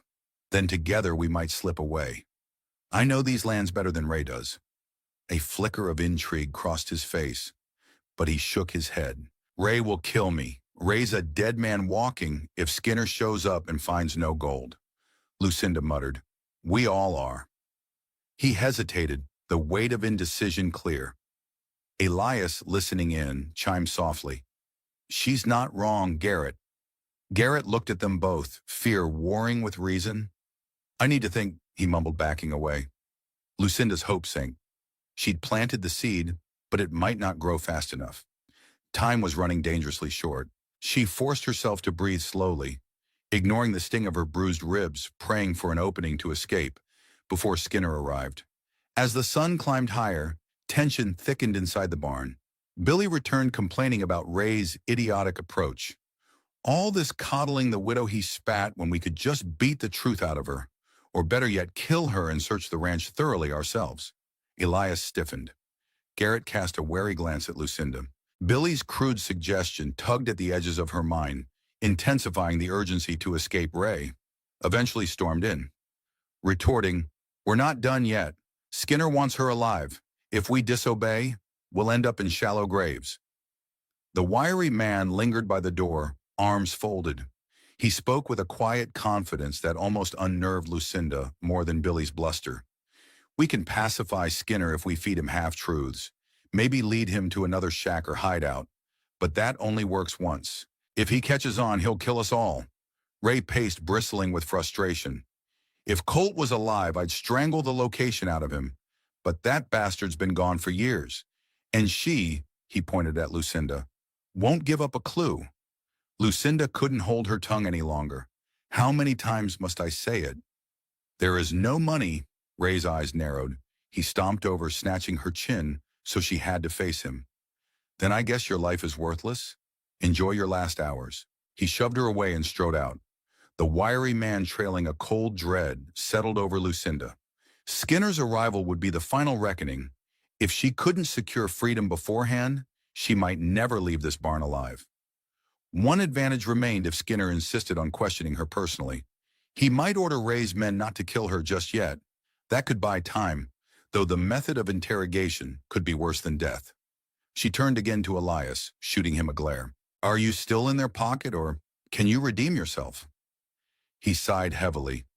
"You have every right to hate me, but trust me when I say I'm looking for any chance to get you out, for both our sakes." She wanted to scoff, but the flicker of sincerity in his eyes gave her pause. Maybe Elias truly loathed his part in this fiasco. Maybe given the right moment he'd step up. Still, the knot of betrayal in her chest refused to unravel completely. That afternoon, clouds gathered thick and ominous. A rare storm brewed on the Texan frontier, the sky darkening to an iron gray. The humidity intensified the restlessness among the outlaws. Lucinda watched droplets spatter the barn roof through gaps in the planks, the patter mingling with the scratchy rustle of horses shifting in their stalls. Ray appeared once more, glancing at the sky with a grimace. The wiry man who finally introduced himself to Ray's crew as Barrett rode off to scout for Skinner's approach. Promising to return by dusk, Lucinda's arms felt raw from the rope chafing. She tried to mask the pain, refusing to give Ray the satisfaction of her discomfort. A thunderclap rolled in the distance, echoing across the plains. Ray stepped closer to Lucinda, eyes hard. "Storm's coming. If Skinner arrives in the middle of it, we might have an advantage. Maybe we can catch him off guard. But that means we need a bargaining chip." She lifted her chin. "Me, you mean?" He nodded. If you somehow have knowledge you're hiding, you should consider telling me now. Because once Skinner arrives, he'll get it out of you. His way, and you'll be begging for mercy. Lucinda stared at him unflinching. I have no reason to lie. Skinner won't find gold. He'll find a cursed ranch with all of us stuck in the middle. Ray's lip curled. Then we'll see who bleeds first. He turned on his heel, slamming out of the barn. Thunder boomed louder, vibrating the rafters. Lucinda closed her eyes, feeling a tremor in her heart. Soon the real storm, both literal and metaphorical, would break upon them. Late afternoon brought wind-lashed rain pounding the roof. Lightning lit the barn's interior in harsh white flashes. Billy and Garrett squabbled over the best vantage point to keep watch, while Elias hovered near Lucinda, occasionally glancing at the door, as if measuring the chance to slip out. Suddenly, the barn doors burst open in a gust of wind and rain. Lightning flared, revealing a silhouette in the doorway. A man in a broad hat, dripping wet steam, seemed to rise from him as he stepped inside. Billy aimed his gun at once. Who the hell? Elias stiffened, eyes widening. Garrett raised his rifle, stepping back. Lucinda craned her neck, adrenaline surging. Another lightning bolt illuminated the stranger's face, and her world spun. A sharp gasp tore from her lungs. It was Colt McKay. His hat brim shadowed the upper half of his face, but even in the flickering lantern light she recognized the strong jawline, the shape of his mouth, the intensity in his posture. He looked older, leaner with new scars across his cheek, but there was no mistaking that presence, that electric tension. A swirl of confusion, relief, anger, and disbelief clashed in Lucinda's chest. The husband she had mourned for years, burning her grief into lonely nights, was alive. The man rumored to have died in a hail of gunfire near the Mexican border now stood in front of her, Colt's voice, a low rasp, cut through the thunder. Lower your guns, fellas, I'm not here for you. Garrett and Billy hesitated, stunned. Elias's lips parted in shock. Lucinda's heart hammered so hard she thought she might faint. You, Billy stuttered. You're supposed to be dead. Colt offered a humorless half-smile. Dying is harder than you think. He lifted a revolver muzzle glinting in the lantern glow and aimed it squarely at Billy. Rainwater dripped from the brim of his hat, trailing down his coat sleeves. Time seemed to freeze. Then with lightning speed, Colt fired a shot that sent Billy's pistol spinning from his grasp. Billy yelped, clutching his hand. Garrett flinched, but Colt turned the gun on him. Next, set that rifle down, son. A half-second passed. Garrett recognized he was outmatched and lowered the rifle. Elias, breathing heavily, didn't dare move. Lucinda, shock paralyzing her tongue, could only stare. The man she'd loved and thought lost forever was alive, stepping in like some avenging specter. Anger flared through her heartbreak. How could he have let her believe he was dead? Colt's gaze shifted, locking onto Lucinda. His eyes flicked to the rope securing her. Torn emotions played across his face. Disbelief, guilt, fury. Lucy, he breathed. What in the hell have they done to you? Her throat constricted, tears threatening. Words failed. Colt strode forward, keeping an eye on Garrett and Billy. When he reached Lucinda, he gently touched her cheek, as if afraid she'd vanish. Then with quick strokes, he used a small knife to cut her free. The relief was staggering. Lucinda's arms fell forward, flooded with pins and needles, tears streaming down her cheeks. Before she could gather her thoughts, the barn door banged open again. This time, Ray Beckett stood in the threshold, pistol in hand. Ray froze at the sight of Colt. His lips parted in shock, and for once he seemed at a loss. What? How? Colt McKay. Colt turned, placing himself protectively in front of Lucinda. Ray Beckett. Didn't expect you to be the one terrorizing my wife. Ray's shock morphed into a sneer, though a flicker of fear smoldered behind it. You have a real knack for not dying, McKay. But this time I'll finish the job. Lightning flashed again, thunder rattling the barn.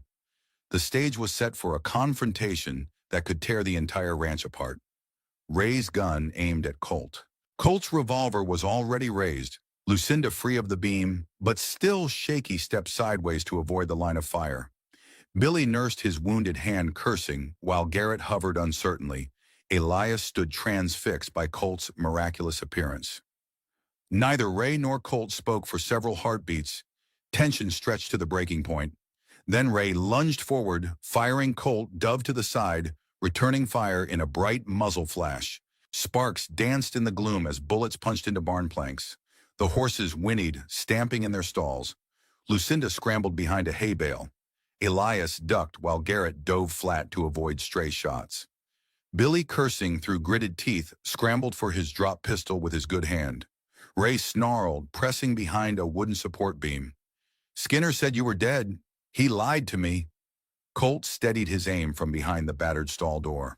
"Or maybe you believed what you wanted to believe. Skinner's the real liar. He always was." Lightning illuminated Colt's face, etched with anger and heartbreak. Lucinda watched him from her vantage point, heart twisted in conflicting emotions. His presence was a miracle, but also a betrayal. Why had he left her to this torment? Another volley of gunfire erupted. Ray's bullet grazed the edge of Colt's cover. Splintering wood, Colt responded with a shot that forced Ray to duck. The thunderclaps blended with the staccato blasts of revolvers, the barn filling with acrid smoke. Lucinda seized her chance. She leapt onto Garrett's dropped rifle. Her muscles burned, but adrenaline fueled her. She aimed it at Billy, who was about to reclaim his own pistol. "Don't move!" Billy froze, eyes wide. Blood from his hand dripped onto the straw. He made no sudden moves as Lucinda advanced. "You want more holes in that hide of yours?" she snapped. "Damn you," Billy spat, stepping back. Elias rushed in to help disarm him. Retrieving Billy's gun, Garrett, pinned under a bale, crawled away, confusion swirling in his eyes. Meanwhile, Ray and Colt continued their deadly dance of bullets. With Billy neutralized, Lucinda whirled to see Ray break from cover, firing toward Colt. The shot missed, echoing in the rafters. Ray dashed for the barn entrance. Intent on fleeing into the storm, Colt lunged in pursuit. Lucinda's heart hammered. Part of her wanted to join Colt's chase, help corner Ray, but the primal wave of exhaustion, the throbbing ache in her limbs, reminded her she wasn't fully battle-ready. Instead, she turned the rifle on Garrett, who raised his hands to show he meant no harm. "Easy," he panted. "I'm not fighting you." She regarded him warily, seeing real fear and remorse behind his eyes. Another roll of thunder masked the sound of footsteps outside. Then the barn door burst open. Barrett, the wary man, stepped in, drenched from rain, pistol drawn. He took in the chaotic scene. Billy wounded, Garrett disarmed, Elias holding a pistol, Lucinda free with a rifle. What the hell is going on? Before anyone could answer, Colt slammed back into the barn, wrestling with Ray. They crashed into a stack of crates, sending supplies clattering. Colt's hat flew off, revealing disheveled hair plastered to his scalp by the downpour. Ray swung a vicious punch, connecting with Colt's jaw. Colt staggered but didn't fall. Barrett aimed at Colt. Ray moved aside, but Ray couldn't obey fast enough, locked in a brawl with Colt. The confusion gave Lucinda her opening. She fired at Barrett, forcing him to dive away. The shot went wide, bearing into a wooden beam. Meanwhile, Colt hammered a fist into Ray's ribs, seizing control of their scuffle. Panting, Ray managed to slip free, lurching toward the door. "I'm not dying in this barn," he spat. Colt lunged in pursuit, but Barrett stepped between them, firing twice. The muzzle flash lit the air. Colt jerked sideways, a bullet raking his left arm. Lucinda's scream mingled with the thunderclap overhead. Clutching his injured arm, Colt dropped back behind a hay bale, grimacing. Barrett advanced, determined to finish him off. Lucinda scrambled, rifle trembling in her grip. Another standoff threatened to erupt. The wind howled, lightning split the sky, and somewhere in the swirling chaos, Ray fled into the stormy darkness, cursing Colt's name. Barrett barked an order to Billy and Garrett, "Keep them covered." Before inching toward Colt's cover gun at the ready, Lucinda pivoted, aiming the rifle to protect Colt. She had a clear line to Barrett's torso. "Don't move," she warned, voice taut with rage. Barrett paused, eyebrows flicking upward. Rain dripped from his hair onto his already soaked coat. "Big talk for someone who's outnumbered," Lucinda snorted. "Outnumbered? Billy's useless right now. Garrett's not on your side, and Elias." She glanced at Elias, who gave a shaky nod. "Is done following your orders." Billy, hand pressed to his bleeding wound, sneered. I'll still blow your brains out if I have to. Parker, you'd try. Elias hissed, leveling the stolen pistol at Billy Barrett's eyes slitted. Garrett, do you want to die with them or stand with me? Garrett swallowed, shoulders tense. I'm not sure Skinner's any better than what we got here. Lucinda seized on that Skinner is coming. Garrett, if you stay on Barrett's side, you'll be under Skinner's thumb forever, or end up in an unmarked grave if he doesn't like you. Barrett scoffed. Skinner pays well. He offers protection. Protection from what Lucinda challenged. He's the biggest threat around. A flash of lightning revealed Colt still crouched behind the hay bale, pressing a hand against his wounded arm. His voice rang out with surprising steadiness. Barrett, I know you. You used to ride with Sam Jackson's crew scamming freight wagons. You're no stranger to double crosses. Barrett smirked. Times change, McKay. I found a bigger fish. Colt let out a ragged breath, eyes narrowing Skinner's. No, friend. He's a leech who thrives on fear. I made the mistake of trusting him once, and it cost me everything. Lucinda's pulse spiked. Colt's words suggested a history she knew nothing about. Maybe Skinner had betrayed Colt, leading to his presumed death. The puzzle was taking shape. Twist number 4 fully manifest. Colt was alive and Skinner was the puppet master who had orchestrated or exploited Colt's downfall. A standoff ensued, Lucinda's rifle on Barrett, Elias's pistol on Billy Garrett torn in the middle, and Colt wounded but ready to fight. The storm raged outside, thunder crashing like war drums. Barrett's gaze flicked to the barn door as if weighing the odds of escape. Fine, he spat at last. You want to shoot? Let's see who's left standing when Skinner arrives. In a flash movement, he bolted for the door, returning fire over his shoulder. Lucinda ducked a bullet whizzing past. Elias and Garrett dove aside. Billy cursed, hobbling after Barrett. Despite his wounded hand, Colt tried to rise, but pain made him stumble. Lucinda managed to squeeze off one shot, missing Barrett by inches. Lightning flared again, and by the time she reached the doorway, the two outlaws had vanished into the swirling rain, presumably to regroup with Ray or flee. She cursed, water pounding her face. Behind her, Colt sagged against a wooden beam. Blood darkened his sleeve. Lucinda spun around, rushing to his side. The rifle rattled in her trembling grip. He looked at her with a blend of relief and guilt. They were finally face to face, no immediate threats looming. Lucy, he began, voice quavering. She held up a hand. Don't talk, we need to stop the bleeding. Elias strode up, snatching a piece of cloth from a tack box. Despite the tension between them, he helped Lucinda bandage Colt's wound. Garrett hovered nearby, uncertain. The immediate danger had passed, but new fires burned in Lucinda's mind. Ray was out there wounded, but free Barrett and Billy might return with reinforcements or vanish to find Skinner. And beyond all that, the biggest question loomed. Why did Colt let her believe he was dead? They carried Colt to the ranch house through sheets of rain, each step precarious on mud-slick ground. Lightning revealed glimpses of a yard torn up by hooves, bullet holes scarring porch columns. The interior of the house was dim but intact. Lucinda guided Colt to a chair, cringing at how the once cozy space had become a war zone. Elias hurried off to fetch more bandages. Garrett hovered in the doorway, scanning for any sign of Ray or the others. Thunder boomed, rattling loose shutters. Lucinda lit a lamp with shaky hands, adrenaline still spiking her nerves. Colt's breathing was ragged. Blood seeped through the makeshift bandage. Lucinda kneeled beside him, her voice tight. Hold still. Let me check the wound, he hissed as she peeled back the damp cloth. The bullet appeared to have grazed his upper arm, slicing flesh without lodging inside. Painful but not fatal. Relief tempered her anger for a moment. She pressed a fresh pad of cloth, wincing as he groaned. You're lucky, she muttered. Another inch, and it'd be in the bone. Colt managed a shaky laugh. Been living on borrowed luck a long time. Their eyes met.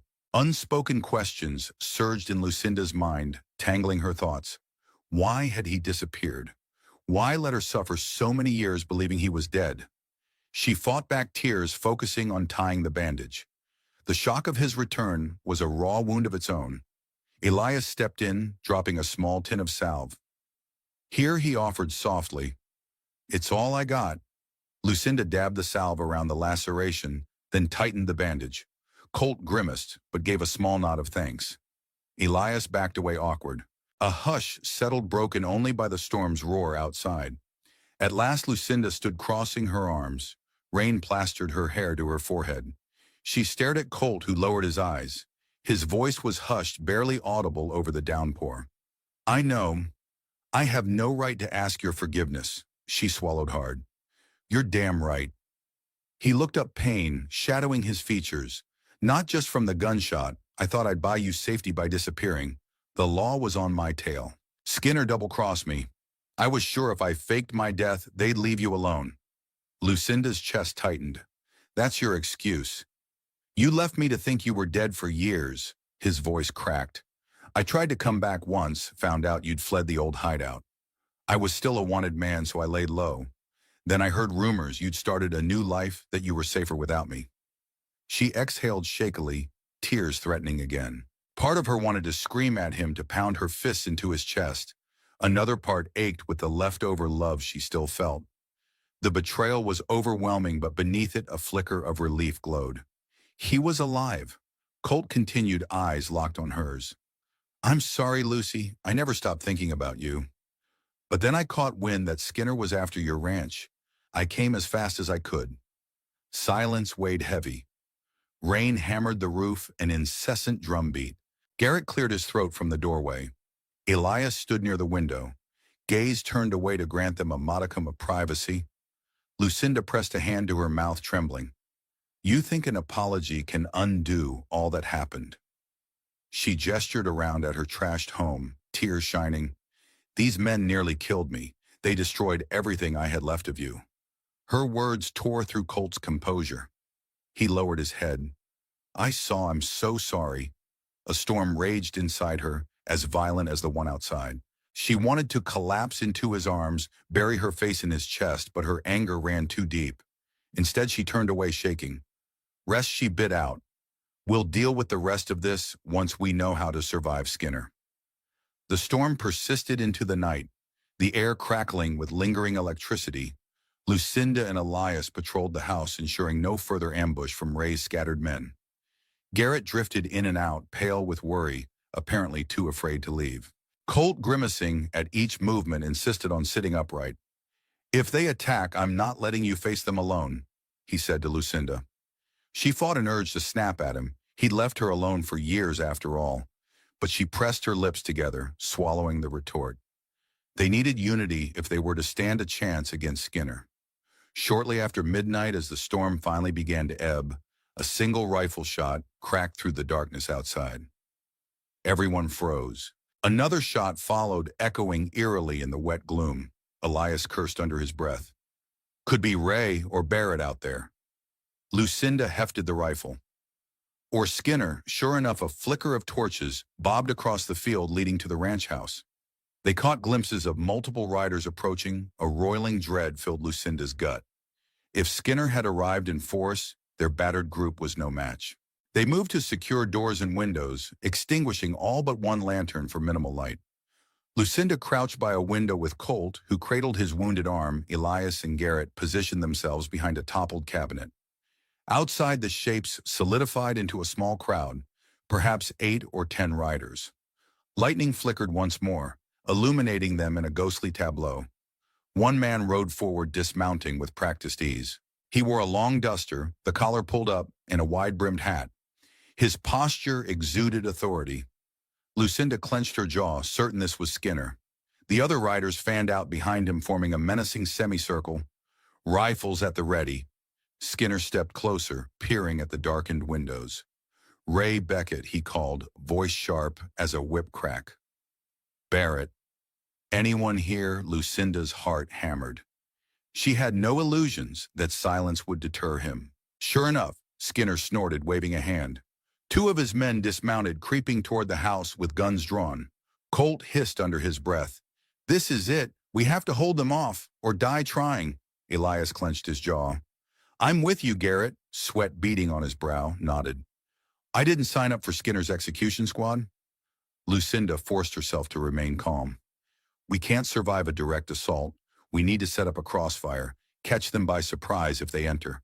They hurriedly repositioned furniture, creating a crude barricade in the main room. The tension was suffocating. Outside, Skinner shouted again, impatience creeping into his tone. "Ray, if you're in there, show yourself. Don't make me come in, guns blazing." No answer. Colt looked at Lucinda, expression grim. "He wants something us or that non-existent gold. We might stall him or make him believe Ray's double-crossed him." Lucinda weighed the risk. Attempting a bluff might buy seconds, but also enrage Skinner further. Another question gnawed at her. Twist number 5, the final enemy, was rumored to be someone Colt or Lucinda had once helped. Could it be Skinner? Was he a man they'd spared or aided in the distant past? She whispered to Colt. "How do you know Skinner?" Pain flickered across his face. "He once rode with me. I saved him from a Pinkerton agent. He was a scrawny kid, desperate. I gave him a chance. But he wanted more. He set me up during a bank job, tried to kill me, so he could claim the entire loot. That's how I ended up nearly dead at the border." Lucinda's breath caught. Her worst fear was confirmed. Skinner was the man Colt had once aided, a living embodiment of twisted gratitude and betrayal. The final puzzle piece. Twist number 5, fury surged in her blood. They had saved Skinner once, and in return he had orchestrated Colt's downfall, and now was targeting Lucinda. The betrayal ran as deep as any canyon in Texas. Skinner's men waited only a few more moments before pressing the attack. The front door rattled under a heavy boot. Colt, Lucinda, Elias and Garrett crouched behind their makeshift barricade. The door splintered under repeated kicks. At last the door gave way. Gun barrels thrust through the opening. A volley of shots tore across the room. Lucinda ducked, returning fire. Wood chips and glass showered the air. Colt gritted his teeth against the pain in his arm, managing to squeeze off 2 shots. A scream from the doorway signaled at least one of Skinner's men had been hit. Skinner himself moved in behind his men, calm and deliberate. The lamp's dim light revealed a tall figure with hollow cheeks, a cold sneer twisting his mouth. He saw Colt and let out a low, mocking laugh. "Well, aren't you a ghost?" Colt McKay, back from the dead. Colt, breathing hard, used a gap in the furniture to aim. "It ends tonight, Skinner." Skinner's men fanned into the room, stepping over the body of their fallen comrade. The muzzle flashes lit the gloom. Bullets whizzing in every direction. Lucinda felt the heat of near misses. She spotted movement on her flank, a man creeping around the barricade. She swung her rifle, firing. He dropped, howling in pain. Elias stuck close, firing carefully. Garrett fumbled, but his shots kept the invaders back. Another thunderclap shook the house as though nature herself thundered, in protest of the carnage. Skinner advanced methodically. 2 more of his men poured in from a side window. Colt pivoted, blasting one. Lucinda ducked as another bullet embedded in the wall behind her. She returned fire, catching a man in the shoulder. A hiss from Elias rang out. "We're cornered." Lucinda glanced around. Indeed, Skinner's men had begun circling from multiple angles. The barricade was compromised. They had seconds before total collapse. Colt realized it too. He twisted, hissing in pain, and locked eyes with Lucinda. "Back door," he gasped. "We can't hold this house." Garrett nodded, backing toward the kitchen. Lucinda and Elias laid down, covering fire as Skinner pressed forward, sending bullets slamming into tables' walls. Anything that stood in their way. The front room was a war zone of gun smoke and scattered debris. "Run," Lucy Colt shouted, reloading with shaking hands. She hesitated, heart lurching. They'd lose the only home she had left, but better to lose a house than their lives. She squeezed off one more shot, ducking low. Then she stumbled into the kitchen with Elias and Garrett Colt right behind. They burst out the back door into the drenched night.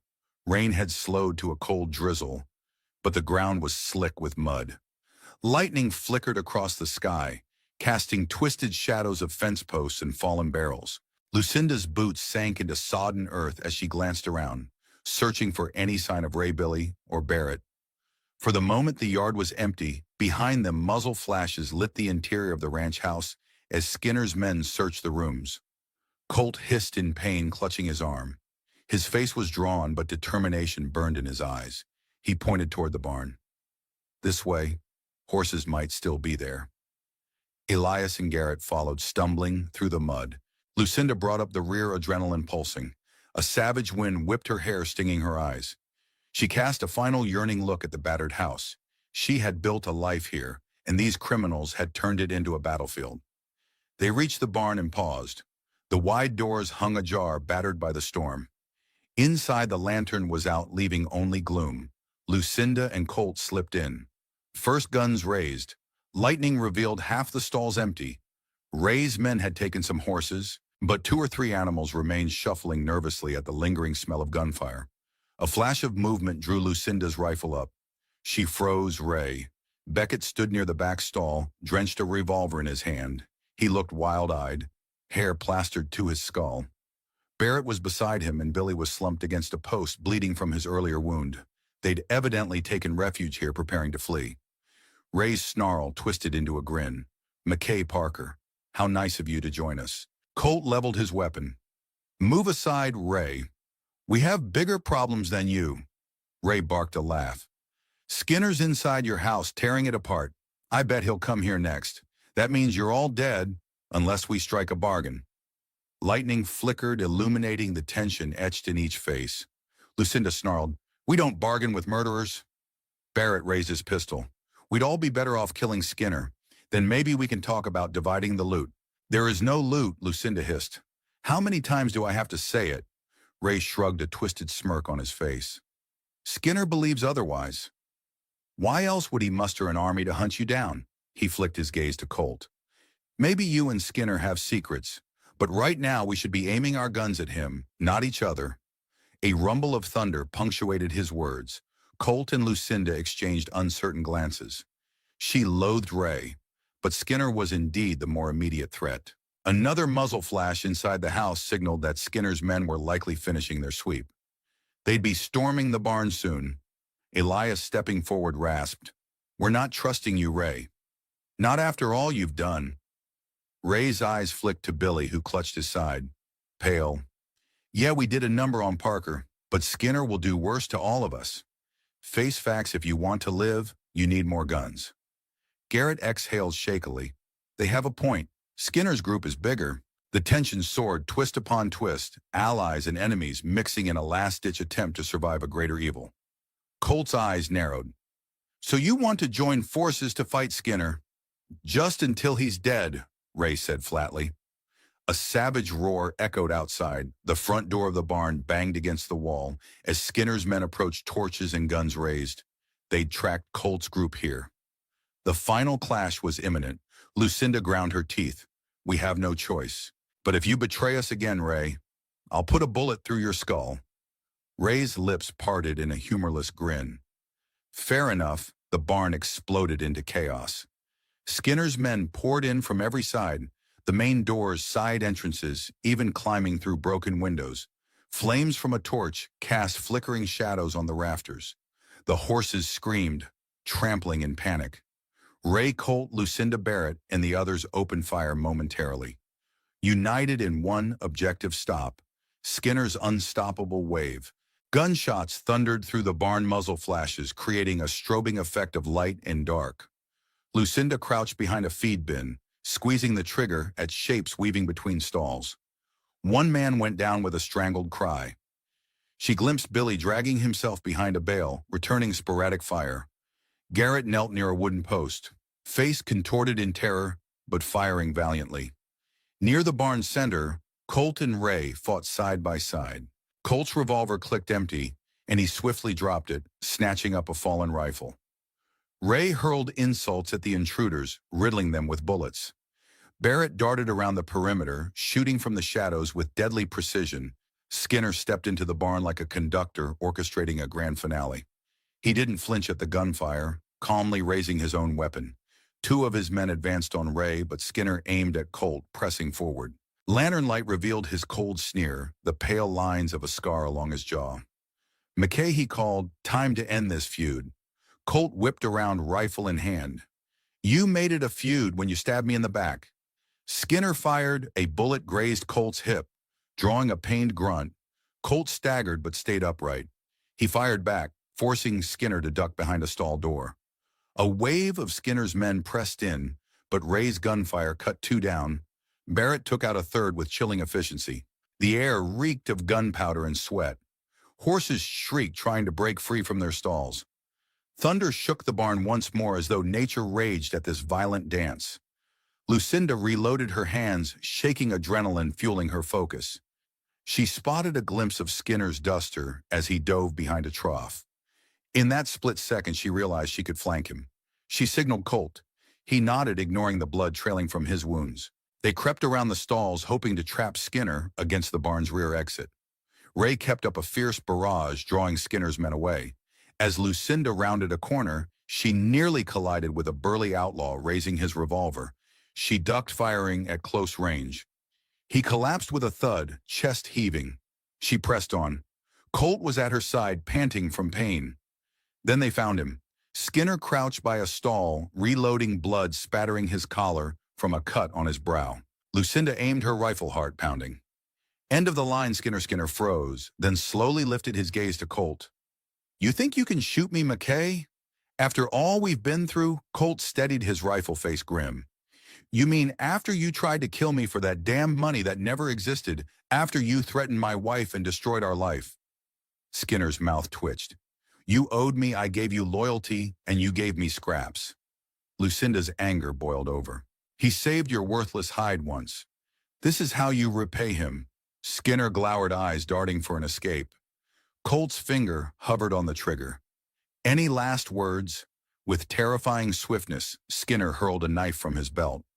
Lucinda gasped, but Colt jerked aside just in time.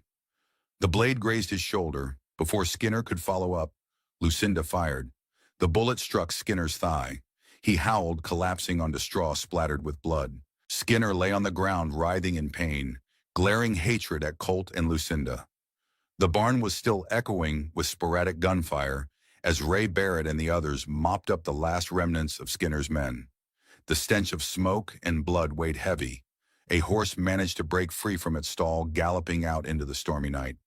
Colt, trembling from exertion and blood loss, lowered his rifle, stepping closer to Skinner. His voice wavered with raw emotion. You took everything from me? From us, Skinner spat. Should have finished you off at the border. Lucinda's hands shook the muzzle of her rifle aimed at Skinner's chest. She felt a rush of finality. The man who had haunted them for so long lay at their mercy. She caught Colt's gaze. He looked torn, equal parts fury and regret. Behind them, Ray limped closer, gun smoking. Barrett hovered, reloading. Elias crouched by a fallen outlaw, verifying he was out of commission. Garrett sagged against a stall, relief that the battle was nearly over, reflected in his eyes. Kill him, Ray growled, grim satisfaction in his tone. He deserves worse. The words hung like a toxic cloud. Colt stared at Skinner, who glared defiantly back. Then Colt's gaze drifted to Lucinda. In that moment, a shared understanding passed between them, a final choice. Vengeance or something else. Lucinda's heart thundered. She recalled how Colt once said, "We can't walk away from blood without staining our souls." She'd spilled enough already. Skinner had earned a bullet 10 times over. But was that the closure they needed? She breathed unsteadily. Let the law have him. Colt, if we can get the law out here. Ray let out a derisive laugh. Law, you think the sheriff will come all this way for him? Colt's mouth formed a tight line. We'll see, but I won't soil my hands with his blood. Not again. Skinner's eyes flickered with surprise, then contempt. He clutched his wounded thigh, groaning. This ain't over, he muttered. Others will come. Colt didn't answer, simply stepped back. Lucinda lowered her rifle, pulse hammering. The barn fell silent, save for the ragged breathing of those still standing. Outside, the storm abated, leaving only swirling clouds and distant rumbles of thunder. Dawn broke over a ravaged ranch. The front of the house was shattered bullet holes, riddled walls, and the barn smelled of blood and burned hay. But the immediate threat was over. Skinner's men lay defeated. The survivors fled or captured. Skinner himself was tied up, glaring venom at anyone who passed. Ray Beckett and Barrett stood off to one side. Billy was nowhere to be seen, likely crawling off into the night or bled out behind some stall. Elias quietly helped Lucinda gather what supplies remained. As the sky brightened, rays of gold lanced through the scattered clouds, lighting the battered land with an eerie beauty. Colt leaned on a wooden post, wincing at the ache in his arm and shoulder. Lucinda approached cautious. They regarded each other in the soft morning glow. Hearts heavy with unspoken emotions, Colt broke the silence first. "Lucy, I don't expect you to forgive me." She swallowed tears burning her eyes.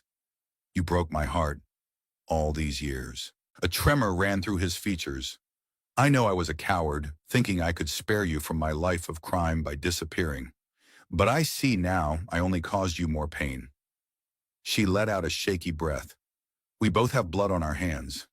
This place, it's soaked in it. Maybe we can't ever wash it all away." He reached for her hand gently. "We can try, if you'll let me." Their gazes locked, her heart clenched at the memories riding together, planning a future that never came. Pain warred with lingering love. Carefully, she squeezed his hand, a tentative gesture that carried 1,000 regrets and a spark of hope. "I want to find peace," she whispered. "No more running.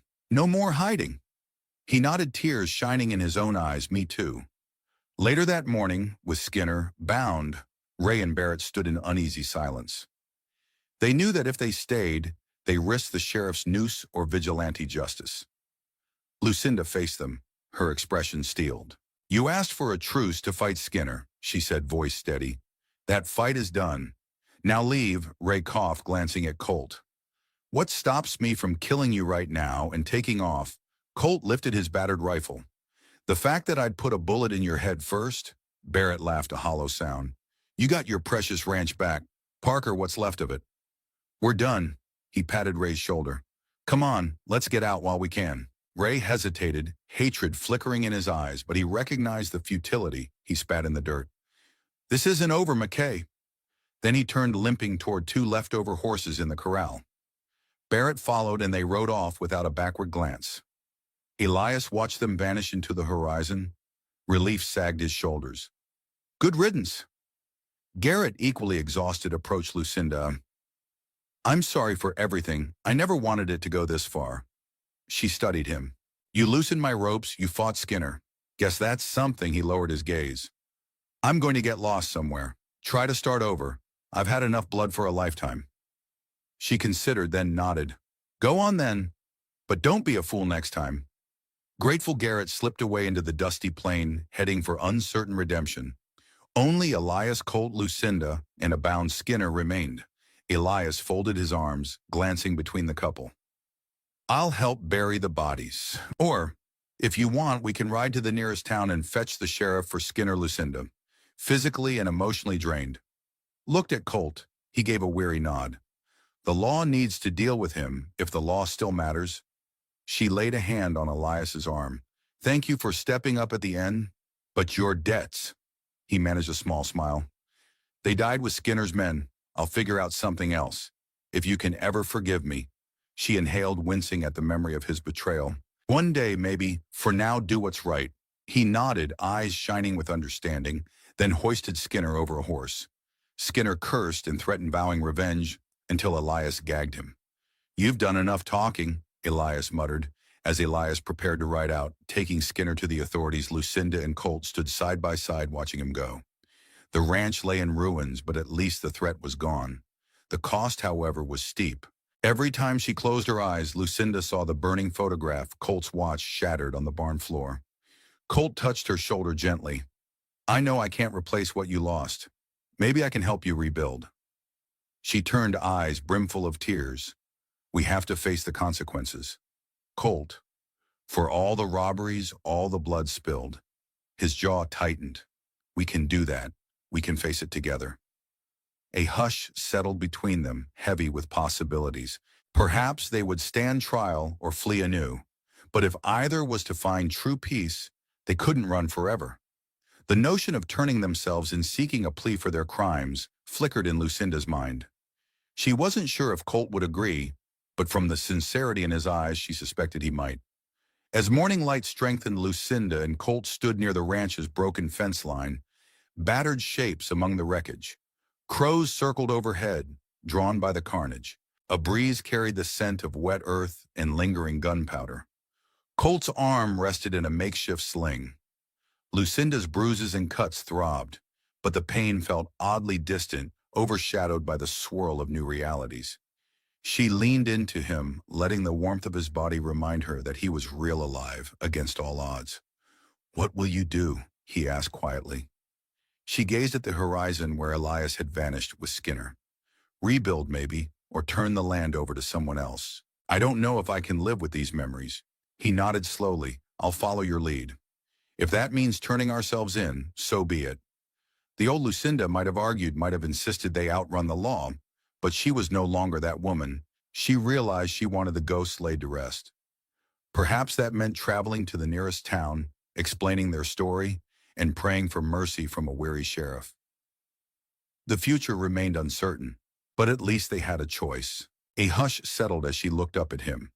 In his face, she saw the same mixture of regret and determination that burned within her. She recalled how they once dreamed of a quiet life, cattle, horses, a porch to watch the sunset. Now, after so much bloodshed, maybe they could aim for a simpler redemption. She reached for his hand, her voice steady. "We'll do it together." He squeezed back, eyes shining with relief. Together, the sun broke free of the clouds, rays of gold bathing them in light. Smoke from the barn's bullet holes still curled upward, but the storm clouds drifted away. They stood in silence, letting the dawn's warmth wash over battered souls, forging a fragile hope that maybe they could turn the page on this bloody chapter.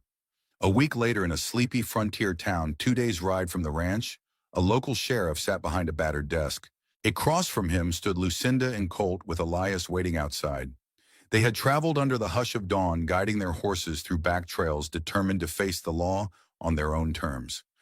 The sheriff listened with a stony face as they recounted Skinner's rampage, Ray Beckett's involvement, and the final siege on Lucinda's ranch.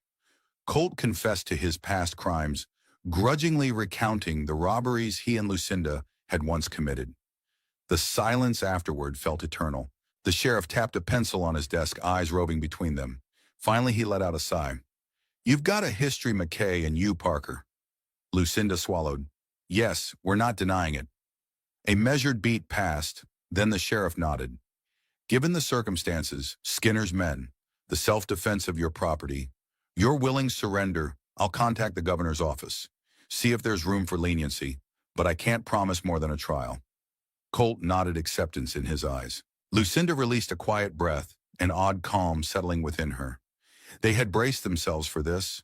Whatever the outcome, they'd no longer carry the weight of running from the past. Perhaps the law would show them mercy, perhaps not. They stepped out of the office, blinking in the bright afternoon sun. Elias rose from a bench nearby. "How'd it go?" Lucinda managed a tight smile. "We'll see. But at least it's honest." Elias glanced at Colt. "I'll look after the ranch while you sort things out here. It's the least I can do." A knot of gratitude tightened in Lucinda's chest. She nodded. "Thank you." As they walked down the dusty main street, passers-by gave them curious glances, unaware of the violent saga that had culminated on a lonely ranch. Lucinda felt Colt's hand slip into hers, a small gesture of solidarity. For now their fate lay in the scales of law and time. Yet an ember of hope glowed in Lucinda's heart, a sense that the worst was behind them, that maybe Colt's return from the grave, though it came steeped in blood, offered a final chance at redemption. They'd face the consequences, mourn their losses, and if fortune allowed, build a future neither had ever truly believed possible. They turned a corner, stepping into the golden sunlight of late afternoon. Together they walked forward, uncertain but unafraid, determined to shape whatever tomorrow might bring. In the aftermath, the storm left more than wreckage. It left scars etched deep on the land and deeper still in the hearts of those who survived. A ranch house that once echoed with laughter and whispered dreams now stood silent, pockmarked by bullets, its floorboards stained with blood and regret. Lives had been lost, truths exposed, and bonds tested beyond the breaking point. Yet from ruin came something unexpected, a fragile hope tempered by hardship born from sacrifice. Because sometimes redemption doesn't look like victory. Sometimes it wears the face of surrender and acceptance of consequences, a willingness to face justice no matter how painful. And sometimes the only path forward begins by walking away from the past, even when the cost is your home, your freedom, or the life you knew. As they stepped into an uncertain future, shadows stretched behind them, reminders of betrayal, resilience, and the steep price paid for the luxury of peace. The scars would never fade, not completely, but neither would the quiet strength they'd found along the way. Tonight, ask yourself, how far would you go for justice, for redemption, or for the ones you've loved and lost? And when the storm finally ends, what would you be willing to leave behind?